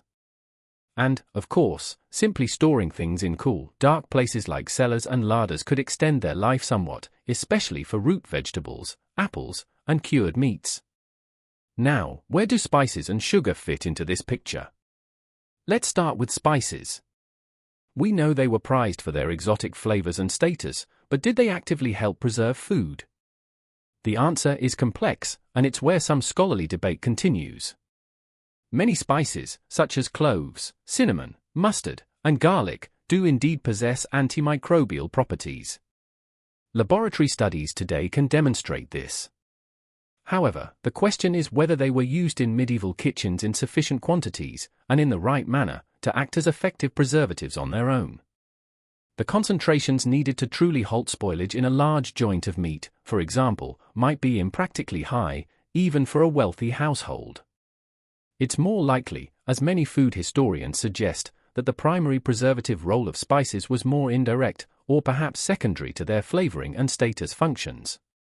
While they might have contributed some antimicrobial action, especially in combination with other methods like salting or smoking, their real genius lay in making preserved foods more palatable. Remember that heavily salted pork or dried fish. It could be incredibly bland, or unpleasantly salty, or have developed slightly off flavors even if technically still edible. A generous addition of pungent ginger, warming cinnamon, fiery pepper, or fragrant cloves could transform these otherwise monotonous or challenging ingredients into something much more interesting and appealing. Spices could mask the less desirable tastes and textures of preserved foods, making the medieval diet, particularly in winter or on long journeys, far less tedious. They were, in a sense, the culinary magicians that turned survival rations into something approaching a delicacy. So, while the idea that spices were the key to preservation in the medieval world is probably an overstatement, their role in the enjoyment and consumption of already preserved foods was undoubtedly immense. And, as we discussed before, if food was just beginning to turn, a good dose of spice could make it acceptable for a little longer, stretching precious resources. The extent to which medieval people knowingly used spices as active preservatives, versus primarily for their flavor-enhancing, status-displaying, or even medicinal properties, is still debated by food historians, with evidence supporting different interpretations depending on the context and specific spice. Sugar, on the other hand, had a more direct and demonstrable role in preservation, particularly for fruits. We know that high concentrations of sugar create an environment where most bacteria and molds cannot thrive because the sugar draws water out of the microbial cells. This is the principle behind making jams, jellies, and preserves. In the medieval period, as sugar became more available, though still a luxury, it was used to preserve fruits through candying or by making fruit pastes and confits. Imagine whole fruits like cherries or plums, or pieces of citrus peel, slowly simmered in a sugar syrup until they were saturated with sugar and then dried. These candied fruits would last for a considerable time and were a prized sweetmeat, often appearing at feasts. Honey, the older sweetener, was also used in similar ways to preserve fruits. You're not just eating a sweet treat, you're eating summer's bounty, cleverly captured and held in suspended animation by the power of sugar. The medieval concept of fresh was also somewhat different from our own, which is so heavily influenced by refrigeration.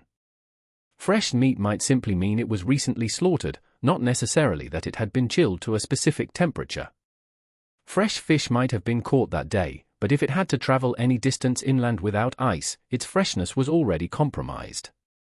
This is why cooks became so adept at using strong flavors, herbs, vinegar, verjuice, and of course, spices, to enhance or, if necessary, disguise the true state of their ingredients.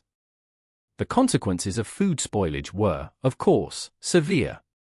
While they didn't understand germ theory or specific pathogens like Salmonella or E. coli, medieval people were certainly familiar with the unpleasant and sometimes dangerous effects of eating bad food. Outbreaks of stomach sickness, flux, dysentery, or other digestive ailments were common, and while often attributed to an imbalance of humors, contaminated food was undoubtedly a frequent culprit. Beyond the health risks of spoiled meat or fish, even grains could pose a danger if not stored correctly. Rye bread, a staple for many, could become contaminated with ergot, a fungus that produces potent toxins. Eating ergot-infected rye could lead to a dreadful condition known as ergotism, or St. Anthony's fire, causing hallucinations, convulsions, gangrene, and often death. This underscores how critical proper harvesting, drying, and storage of all foodstuffs were. Beyond the health risks, spoiled food also meant significant economic loss. Every rotten apple, every tainted piece of meat, was a waste of precious resources and labor. This brings us to a rather inventive and quirky tidbit about how medieval cooks sometimes dealt with the limitations of preserved ingredients, illusion foods.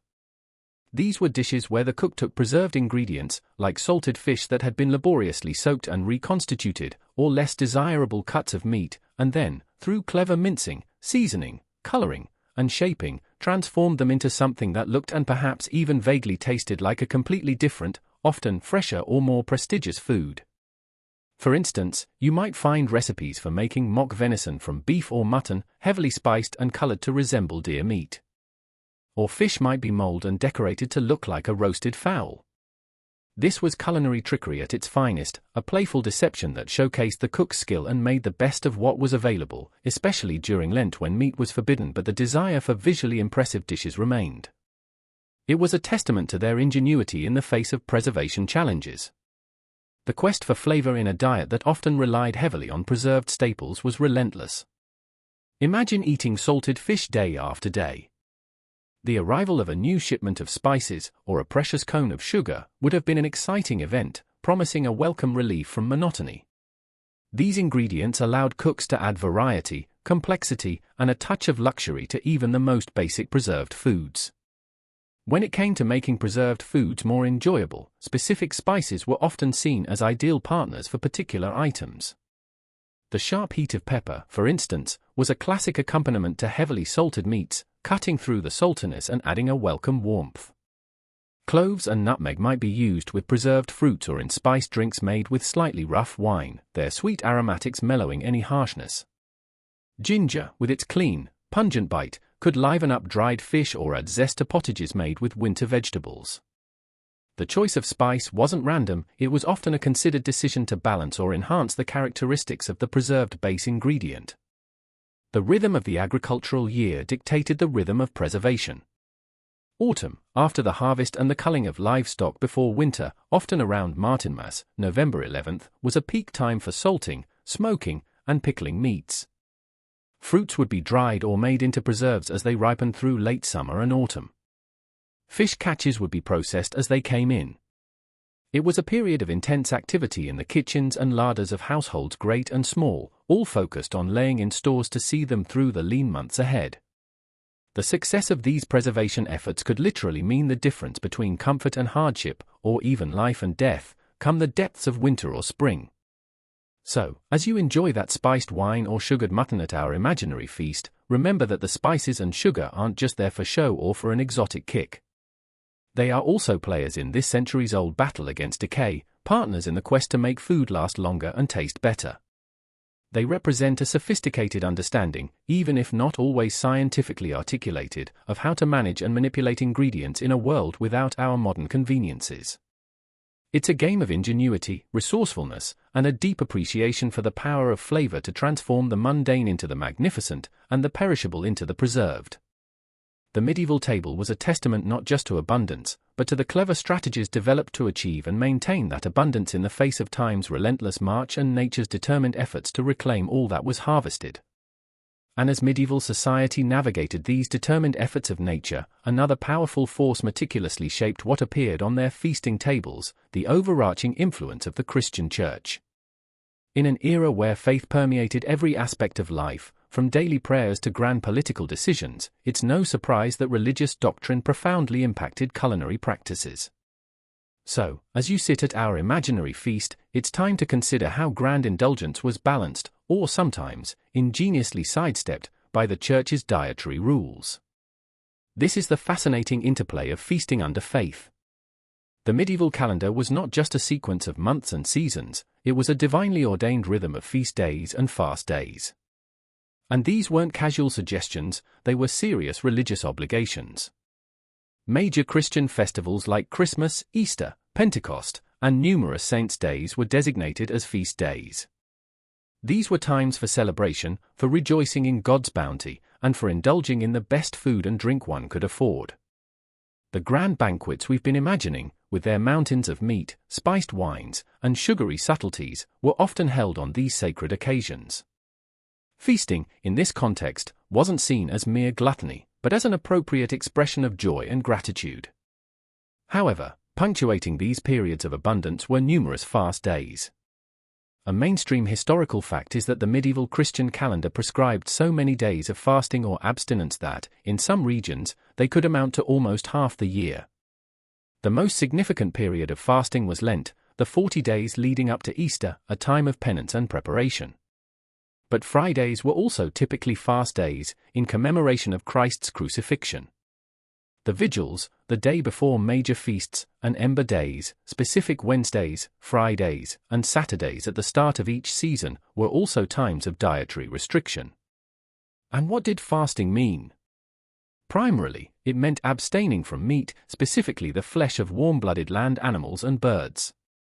In stricter interpretations, especially during Lent, this abstinence often extended to animal products like eggs, dairy, milk, butter, cheese, and sometimes even animal fats like lard.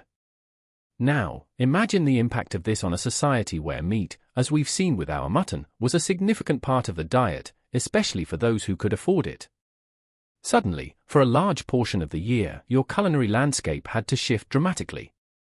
This is where the ingenuity of the medieval cook truly came to the fore, particularly in the realm of fish cookery.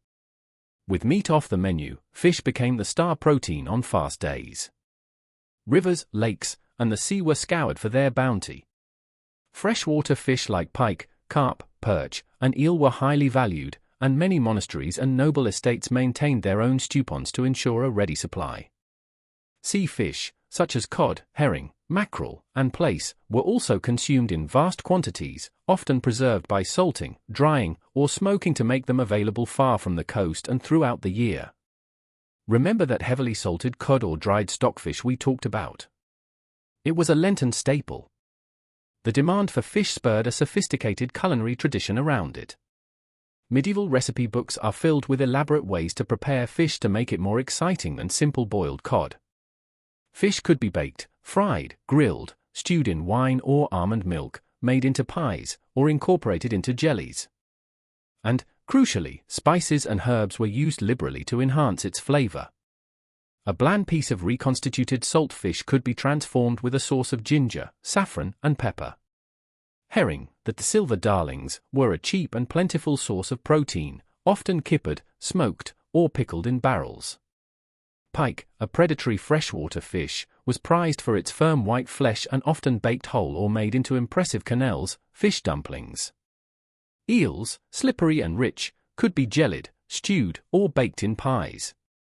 The sheer variety of fish dishes developed during Lent speaks to the culinary creativity spurred by restriction. This need to make Lenten fare appealing undoubtedly contributed to the ongoing demand for those expensive imported spices. And this brings us to a wonderfully quirky tidbit that highlights the medieval talent for, shall we say, creative interpretation of dietary rules. What exactly constituted fish?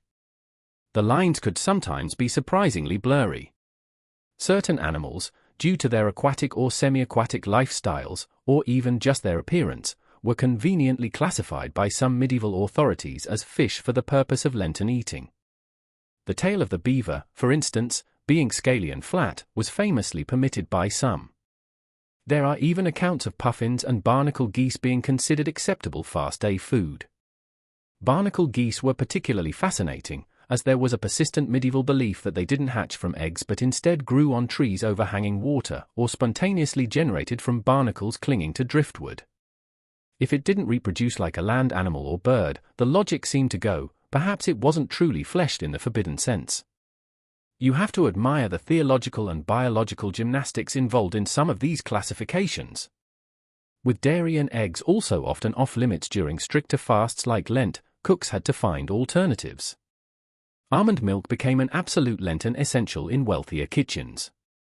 Made by grinding almonds and steeping them in water, then straining the liquid, it provided a creamy, versatile substitute for cow's milk in sauces, stews, custards, and even as a drink. It was nutritious, had a pleasant, subtle flavor, and, importantly, was plant-based. Vegetables, fruits, grains, and nuts naturally took on a greater prominence during fast periods. Pottages made with peas, beans, and root vegetables, breads of various kinds, fruit tarts, made without butter in the pastry, perhaps using oil, and dishes featuring walnuts or chestnuts would have been common. The concept of balancing grand indulgence with piety was a constant theme. While the Church sanctioned feasting on appropriate holy days, the sin of gluttony was always a concern. Moralists and theologians wrote extensively about the dangers of overeating and excessive luxury at the table. Feasting was meant to be celebratory, but it shouldn't lead to sinful excess or forgetfulness of God. There was a fine line to tread. This tension is particularly interesting when considering monastic life. Monks and nuns had taken vows that often included principles of simplicity and abstinence. Yet, many monasteries were significant landowners, with productive farms, vineyards, and fisheries. Some monastic orders became known for their good food and drink, and the interpretation of their dietary rules could vary. While some adhered strictly to frugal meals, others found ways to enjoy the bounty of their estates, perhaps justifying it as necessary for maintaining strength for their spiritual duties, or for offering hospitality, which was also a Christian virtue. Where did our titular spiced wine and sugared mutton fit into this religious framework? Generally, spices and sugar themselves were not prohibited on fast days, as they weren't considered meat or dairy. This meant that even Lenten dishes could be made exciting and luxurious with the addition of these costly flavorings. A fish pie might be bland without its customary spices, but with them, it became a fast-day indulgence. Spiced wine, if the wine itself was permitted, and it usually was, in moderation, could also be enjoyed. Sugared mutton, of course, would be strictly off-limits on a meat abstinence day. However, the sugar and spices used in its preparation could easily be transferred to a Lenten dish, perhaps sugared and spiced baked apples, or a rich almond milk custard. The flavor profiles they loved didn't have to disappear entirely, just the vehicle for them. The Church's stance on spices and sugar during fasts was generally permissive, as they were plant-derived. However, extreme luxury in any form, even in Lenten dishes, could attract criticism from stricter moralists who felt that the spirit of the fast was being violated if one simply replaced meat-based opulence with equally extravagant fish and spice opulence. The ideal was penitence and simplicity, but human desire for enjoyable food, especially among the wealthy who could afford such ingredients, often pushed the boundaries. It was a delicate balance between adhering to the letter of the law and embracing its spiritual intent.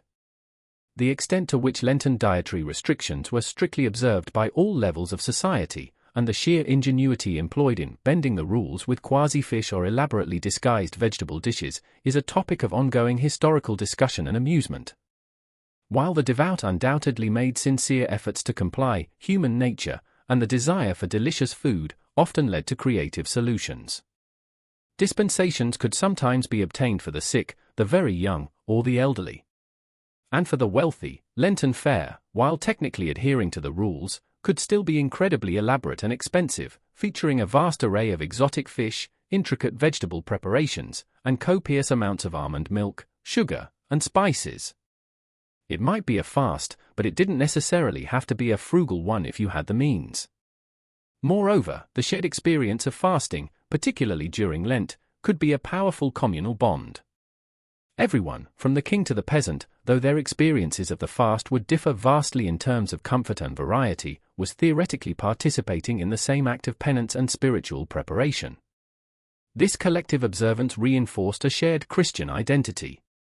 However, it could also highlight social divisions, as the wealthy found ever more elaborate ways to make their Lenten tables luxurious, while the poor might genuinely struggle to find enough basic, permissible food. Food also carried specific symbolic meanings within a religious context. Lamb, for example, was strongly associated with Easter, symbolizing Christ as the Lamb of God. Certain types of bread or cakes might be traditional for particular saints' days or religious festivals. The very act of sharing food, especially during commemorative feasts, reinforced communal bonds and shared faith. The charitable distribution of food to the poor, often a feature of large feasts or a regular practice of religious houses, was another way in which food and faith were intertwined. So, the medieval feast was never truly free from the guiding hand of the Church. Its rhythms, its ingredients, and even its moral implications were shaped by centuries of Christian doctrine and practice. The culinary arts had to be adaptable, capable of producing magnificent spreads for times of celebration, and equally inventive, if more restricted, fare for times of penance.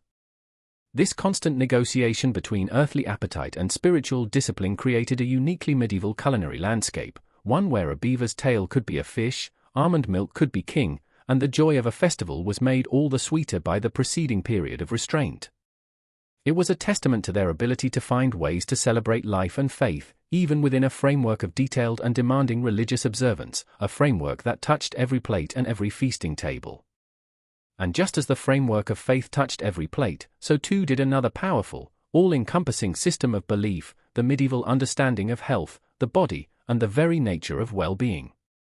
You couldn't simply eat for pleasure or sustenance in the medieval world, especially if you were of a certain social standing and had access to medical advice. Every morsel, every ingredient, was thought to have a direct impact on your internal balance, your humors. So, let's delve into the fascinating world of guts, humors, and health, and see how our spiced wine and sugared mutton were perceived through the lens of medieval medical theory. At the heart of this theory, inherited from the ancient Greek physicians Hippocrates and Galen and dominant for well over 1,000 years, was the concept of the four humors. Your body, it was believed, contained four essential fluids: blood, phlegm, yellow bile, or choler, and black bile, or melancholy. Each humor was associated with specific qualities. Blood was hot and moist, phlegm, cold and moist, yellow bile, hot and dry, and black bile, cold and dry. Furthermore, each humor corresponded to one of the four elements: air, water, fire, earth, respectively, and even influenced a person's temperament. A healthy individual was one in whom these four humors were perfectly balanced. Illness arose when one or more humors became excessive or deficient, throwing the whole system out of whack. Given this framework, food played an absolutely crucial role, not just in nourishing the body, but in maintaining or restoring this delicate humoral balance. Every ingredient, every type of meat, fish, fruit, vegetable, herb, and spice, and even wine and water, was meticulously classified according to its perceived primary qualities: hot, cold, moist, or dry, often to varying degrees. The job of the cook, therefore, especially in a wealthy household that might employ a physician or consult medical texts, was not just to create delicious food, but to act as a sort of quasi-physician, combining ingredients in ways that were considered humorally sound and beneficial for the diners. You weren't just eating, you were actively participating in your own health regimen, one carefully constructed dish at a time. Now, let's consider our star beverage, spiced wine, particularly the luxurious hypocras. Wine itself was generally considered to be hot and moist in nature, though different types of wine could vary. Red wine might be seen as hotter and drier than white, for example.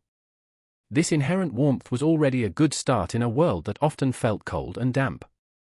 Then you add the spices: cinnamon, ginger, cloves, grains of paradise, and so on. These were almost universally classified as hot and dry, often intensely so.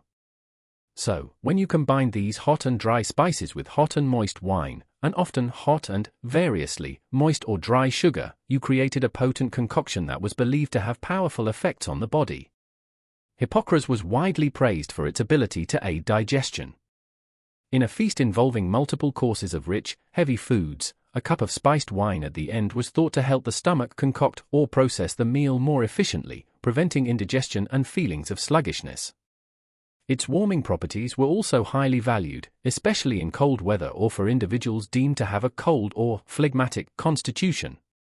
It was seen as a way to stimulate the internal fires, to drive out chills, and to promote a general sense of vigor. If you'd eaten something considered particularly cold or moist, like certain types of fish or some vegetables, hypocras was the perfect corrective, a delicious dose of humoral harmony. And what about our other protagonist, mutton? As we touched upon earlier, mutton was generally considered to be a fairly balanced meat, often classified as moderately warm and moist. This made it a good, nourishing food, less likely to cause extreme humoral imbalances compared to, say, very hot game meats or very cold fish. It was seen as good for building blood, which was the most desirable of the humors, associated with a sanguine, cheerful temperament. The age of the sheep and its pasture could also influence its perceived qualities. Younger mutton, though still not quite lamb in our sense, might be seen as more moist and tender, while meat from an older animal could be considered drier and tougher, and thus less wholesome, as we saw with the warnings against crock meat. Now, let's introduce sugar into the mutton equation. Sugar, as we've discussed, started its European journey largely as a medicinal ingredient, often sold in apothecaries. Its humoral classification could vary a bit depending on its refinement and source, but it was generally considered to have heating properties, and could be seen as moist or dry depending on context. When you combine mutton, warm and moist, with sugar, hot and various, and then add hot and dry spices like ginger, cinnamon, or pepper, you're creating a dish that, from a humoral perspective, is quite active. The spices and sugar would be seen as further warming the mutton, perhaps making it even more digestible, or counteracting any residual coldness or excess moisture that might be perceived. For a medieval physician, a recipe for sugared and spiced mutton wouldn't just be a culinary fancy, it would be a complex humoral equation designed, at least in theory, to promote well-being. The entire process of digestion, or concoction as they called it, was a central concern in medieval medical thought. It was believed that food was cooked first in the stomach, then further refined in the liver, and finally distributed throughout the body. Proper concoction was essential for generating good humors and maintaining health. Foods were chosen and combined with an eye to how well they would be processed by the body. Some foods were considered opening, meaning they were thought to clear obstructions and prepare the digestive system, and might be eaten at the start of a meal. Fresh fruits, for example, were often eaten at the beginning. Other foods were considered binding or harder to digest and might be eaten later, or in moderation. A great illustration of how deeply these ideas permeated society is the Regimen Sanitatis Salernitanum, a famous medieval health poem that originated from the renowned medical school of Salerno in Italy. This work, which became incredibly popular and was translated into many languages, offered a wealth of advice on diet, hygiene, sleep, exercise, and general lifestyle, all firmly rooted in humoral theory. It provided easy-to-remember verses on the properties of different foods and how to live a healthy life according to these principles. For instance, wine was often praised for its ability to generate good blood and lift the spirits, but excessive consumption was warned against. Spices like ginger and pepper were recommended to aid digestion and warm a cold stomach. The regimen might advise on which meats were easier or harder to digest. Mutton, being fairly balanced, was generally well regarded. An important aspect of humoral medicine was the concept of an individual's complexion or constitution. It was believed that each person had a natural leaning towards a particular humoral balance. Someone might be naturally more sanguine, dominated by blood, phlegmatic, phlegm, choleric, yellow bile, or melancholic, black bile. Dietary advice would often be tailored to this individual complexion. So, if you were known to be of a cold and moist phlegmatic temperament, your physician, or a knowledgeable host, might encourage you to consume more hot and dry foods, like well-spiced dishes and robust wines, to counteract your natural imbalance. The ideal diet wasn't necessarily one-size-fits-all. The concern with humoral balance also led to some quirky beliefs about how foods could influence not just physical health, but also emotions and character. This is a fascinating tidbit. It was thought that an excess of a particular humor, often exacerbated by diet, could lead to specific temperamental traits. For example, if you had too much black bile, melancholy, which was cold and dry, you might become sad, pensive, or irritable.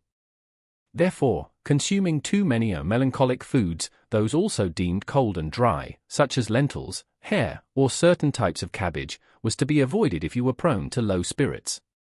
Conversely, sanguine foods, which promoted blood, hot and moist, were thought to make one cheerful and optimistic. So, your medieval host might be subtly trying to engineer not just your physical comfort but also your mood through the dishes they served. Another related belief was the importance of the order in which foods were consumed. Starting a meal with easily digestible, opening foods like certain fruits was thought to prepare the stomach for heavier items, ensuring a smoother digestive journey. Of course, despite all this theory, medieval feasts were often occasions of great indulgence, and the dangers of overeating were well recognized, both morally, as the sin of gluttony, and physically.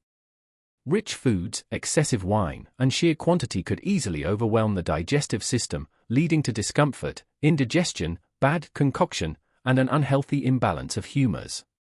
Physicians and moralists alike often preached moderation, even if the reality of the feasting table frequently contradicted this ideal. However, the very act of feasting, with its sheer abundance and richness, could be seen as humorally risky, regardless of the supposed balance of individual dishes. Consuming many different types of food in large quantities, especially rich meats, sweet confections, and copious amounts of wine, was thought to put a great strain on the digestive system's ability to concoct everything properly. This could lead to the production of corrupt humors, which were the precursors to illness. This is why, even amidst the celebration, you might find a lingering concern for moderation, or an emphasis on serving foods like spiced wine specifically to aid the digestion of such a massive intake. The feast was a tightrope walk between celebratory indulgence and humoral prudence. The challenge was to enjoy the bounty without succumbing to its ill effects. The roles of the physician and the master cook often overlapped in this environment. While the physician would diagnose illnesses and prescribe remedies, which often included dietary adjustments, the cook was the one who had to implement these dietary principles on a daily basis, especially in a large household. Many medieval cookbooks, therefore, don't just contain recipes, they also include advice on the humoral properties of ingredients and how to prepare food in a healthy way. They were, in a sense, practical guides to applied humoral theory. The exact degree to which ordinary people, as opposed to the educated elites who read medical texts and courtesy books, consciously understood or meticulously applied the complex rules of humoral theory in their daily food choices is, naturally, a subject of ongoing scholarly inquiry. It's likely that the general principles, the idea of foods being heating or cooling, or good or bad for digestion, were quite widely diffused through popular culture, even if the intricate details were known only to a few.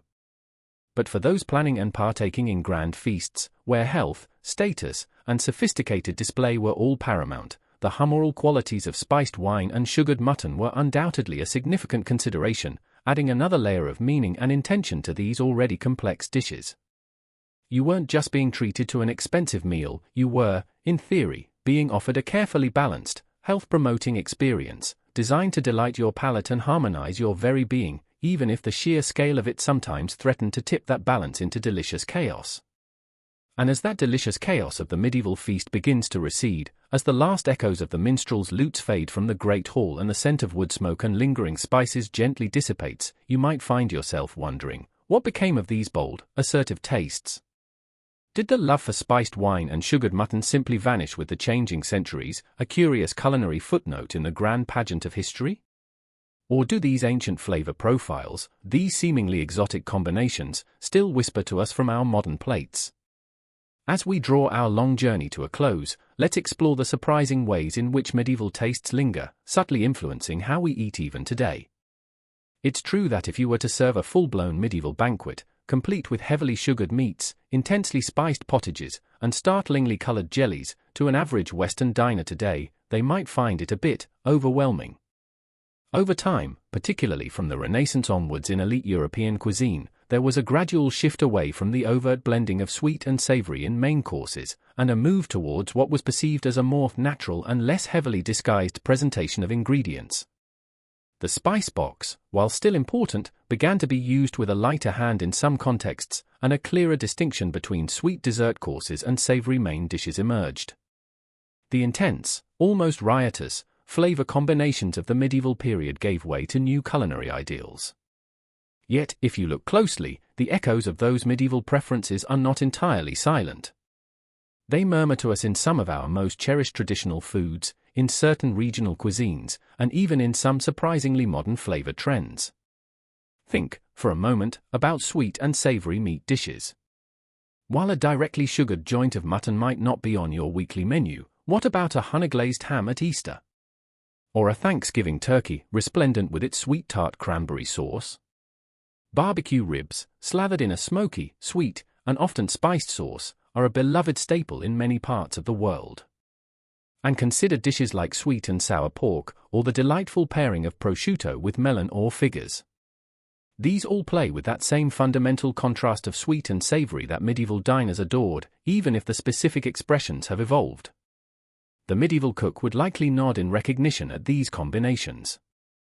And what of spiced wine? While hypocras in its full medieval glory might be a rare encounter, its spirit lives on vividly in the mulled wines we enjoy around Christmas and in colder weather. Red wine, heated gently with cinnamon, cloves, nutmeg, star anise, and perhaps a touch of orange and sugar or honey. Spiced apple cider, too, carries that same warming, aromatic comfort. Even the spices in a modern chai latte, cinnamon, cardamom, ginger, cloves, though hailing from a different culinary tradition, evoke a similar sensory warmth and complexity that would have been familiar and pleasing to a medieval palate accustomed to richly spiced beverages. You're sipping on a tradition that's centuries old, a direct descendant of those fragrant medieval concoctions. Our modern dessert tables also owe a debt to medieval tastes. Many traditional festive baked goods are direct legacies. A mainstream historical fact is that dishes like Christmas pudding and mince pies, now icons of holiday feasting, have their roots firmly in medieval cookery.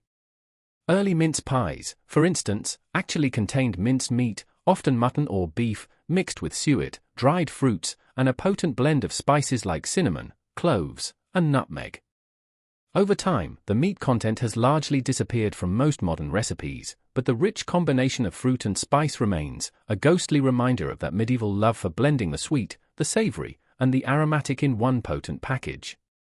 Gingerbread, with its fiery ginger and warming spices, fruitcakes laden with preserved fruits and nuts, starlin, pan forte, these all carry the DNA of medieval spiced confections. The warm spices that were so central to medieval cuisine, cinnamon, nutmeg, cloves, ginger, allspice, continue to feature prominently in our baking and dessert making. We associate them with comfort, with festive occasions, with a certain old-fashioned charm. But they also pop up in savory dishes more often than you might think, especially in cuisines that have retained a stronger link to these older flavor profiles. Middle Eastern and North African tagines and stews, for example, often masterfully blend these spices with meats, fruits, and nuts. Indian curries, with their complex spice blends, also resonate with that medieval appreciation for layering multiple strong flavors. These culinary traditions, in some ways, never fully abandoned the principles that guided the medieval European kitchen. Even our love for preserved foods with strong, assertive flavors, pickles, chutneys, relishes, can be seen as a distant echo. While our preservation methods are now far more scientific, the idea of taking a base ingredient and transforming it with salt, sugar, vinegar, and spices into something piquant and long-lasting is a very medieval concept. These condiments often provide that sharp, sweet, or spicy counterpoint to richer foods, much like medieval sauces were designed to do. And here's a quirky tidbit for you: consider Worcestershire sauce. This complex, dark, and intensely savory condiment, a staple in many modern kitchens, has a fascinating ingredient list that includes vinegar, molasses, a form of sugar, anchovies, tamarind, onions, garlic, and a secret blend of spices. While its origins are 19th century, its effect, that powerful umami bomb with notes of sweet, sour, and spice, creates a layered and potent taste experience that is surprisingly reminiscent of the complex, often multiply-flavored sauces that medieval cooks strive to create to accompany their meats and fish.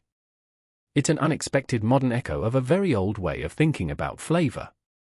The precise reasons for the major shift away from the overtly sweet-spiced savory dishes of the medieval period in Western European high cuisine during the Renaissance and early modern period are complex and, as you might expect, still debated by historians and food scholars.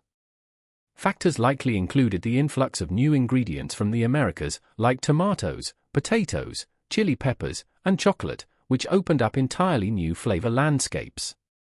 Changing medical theories, moving away from strict humorism, may have also played a part, as did evolving aesthetic preferences that began to favor the natural taste of high-quality ingredients, unadorned or more subtly enhanced.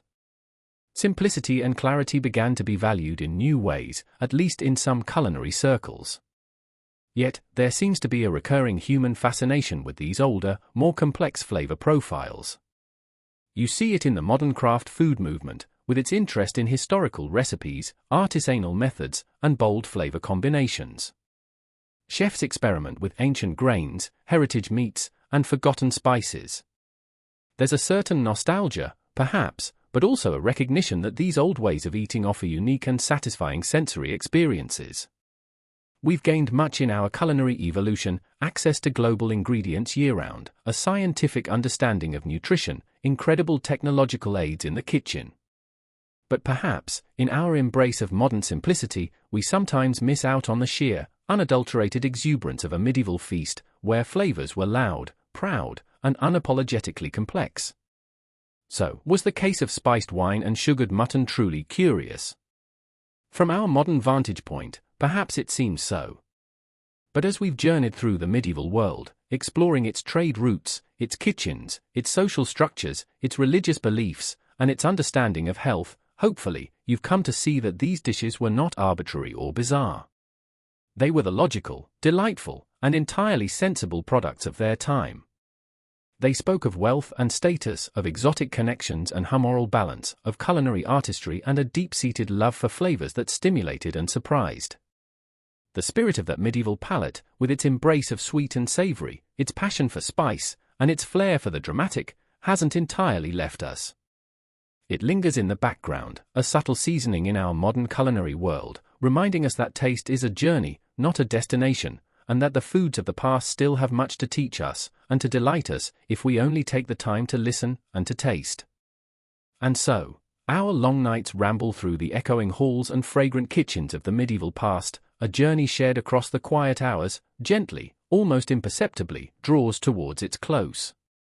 The torches in that vast great hall, which have burned so very brightly in our collective imagination, painting scenes of vibrant life and splendid abundance, now begin to flicker and wane, their golden light softening, casting ever longer, more gentle shadows that meld with the receding darkness, softening the once sharp edges of this vivid, now distant, world.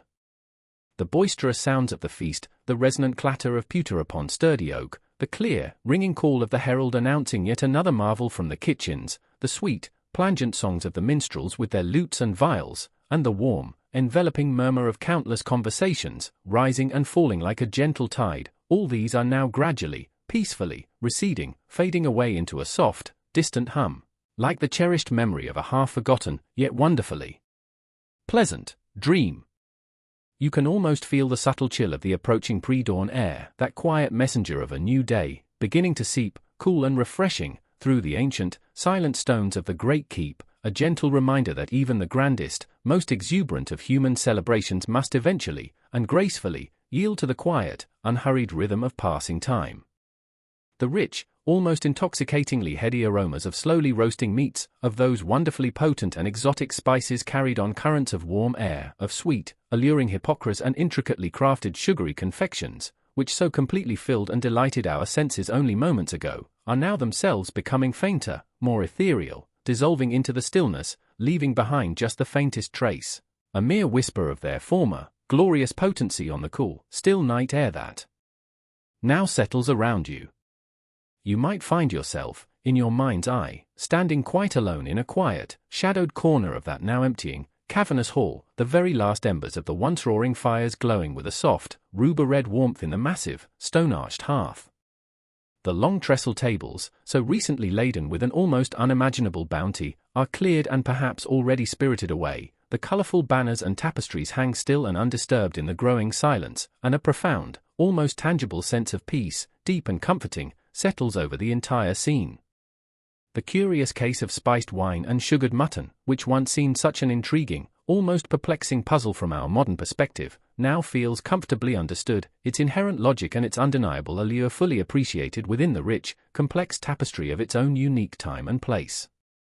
You've mentally walked the perilous spice routes, braved the heat and clamor of the medieval kitchen, learned to navigate the intricate social dance of the feasting table, and even peeked into the very core beliefs about faith and health that so profoundly shaped what was eaten, and precisely why. There is a certain deep and quiet comfort to be found in this shared understanding, a gentle, lingering satisfaction in having journeyed so very far back into the annals of time and returned with a new, enriched appreciation for the way things once were, for the lives once lived. The world of the medieval feast, with all its undeniable extravagance, its peculiar customs, and its deeply human charms, no longer feels quite so alien, quite so distant from our own experiences. You can almost vividly picture the faces around those long tables, hear the genuine, hearty laughter, perhaps even recall the imagined taste of those unusual, yet strangely compelling, flavors. These were people, after all, so very much like us in their fundamental desires, seeking joy and companionship, status and security, and the simple, profound human need for sustenance, expressing their unique world and their place within it through the universal, timeless language of food, albeit in ways that were so wonderfully, distinctively their own. Let the specific details of humoral theory, with its delicate balances of hot and cold, moist and dry, of complex courtly etiquette, of strict fasting rules and joyous feasting hierarchies, now begin to soften further, to gently blur around their well-defined edges, like watercolors in a soft rain. What remains, clear and resonant, is a sense of the enduring human spirit, the constant, irrepressible creativity that finds expression in every age, and the simple, profound pleasure of sharing a meal, a moment, however grand or however humble that repast might be. The intense, assertive flavors of that bygone era might have mellowed somewhat in our shared memory as this journey concludes, but the comforting warmth of the imagined fire, the soft, inviting glow of the numerous candles, the distinct feeling of being an honored guest at that truly extraordinary, spectral table, these sensations can linger with you, a gentle, soothing comfort as you prepare to drift effortlessly from this waking dream, this shared historical reverie, into a deeper, more restorative, and truly peaceful slumber. Allow your mind, now, to become wonderfully still, as peaceful and undisturbed as the tiny dust motes that might be seen settling in the first, pale shafts of dawn light slanting through the high-arched windows of that ancient, now silent, hall. Let any lingering, active thoughts about peppercorn prices, or the intricate, delicate construction of sugar subtleties, or the precise definitions of humoral qualities, just float away, effortlessly, like the last wisps of fragrant smoke disappearing on a gentle, unseen breeze. There are no more elaborate courses to anticipate, no more intricate social protocols to carefully navigate, only the soft, quiet, and deeply welcoming invitation to rest, to let go. The long journey is now complete. The story, in its fullness, has been told. And now, all that truly remains is the profound peace that follows such a satisfying exploration, the gentle, easy unwinding of the mind, the soft, welcome descent into perfect quietude. The curious case is closed, and you can let it rest, peacefully and contentedly, alongside yourself, as you drift towards dreams.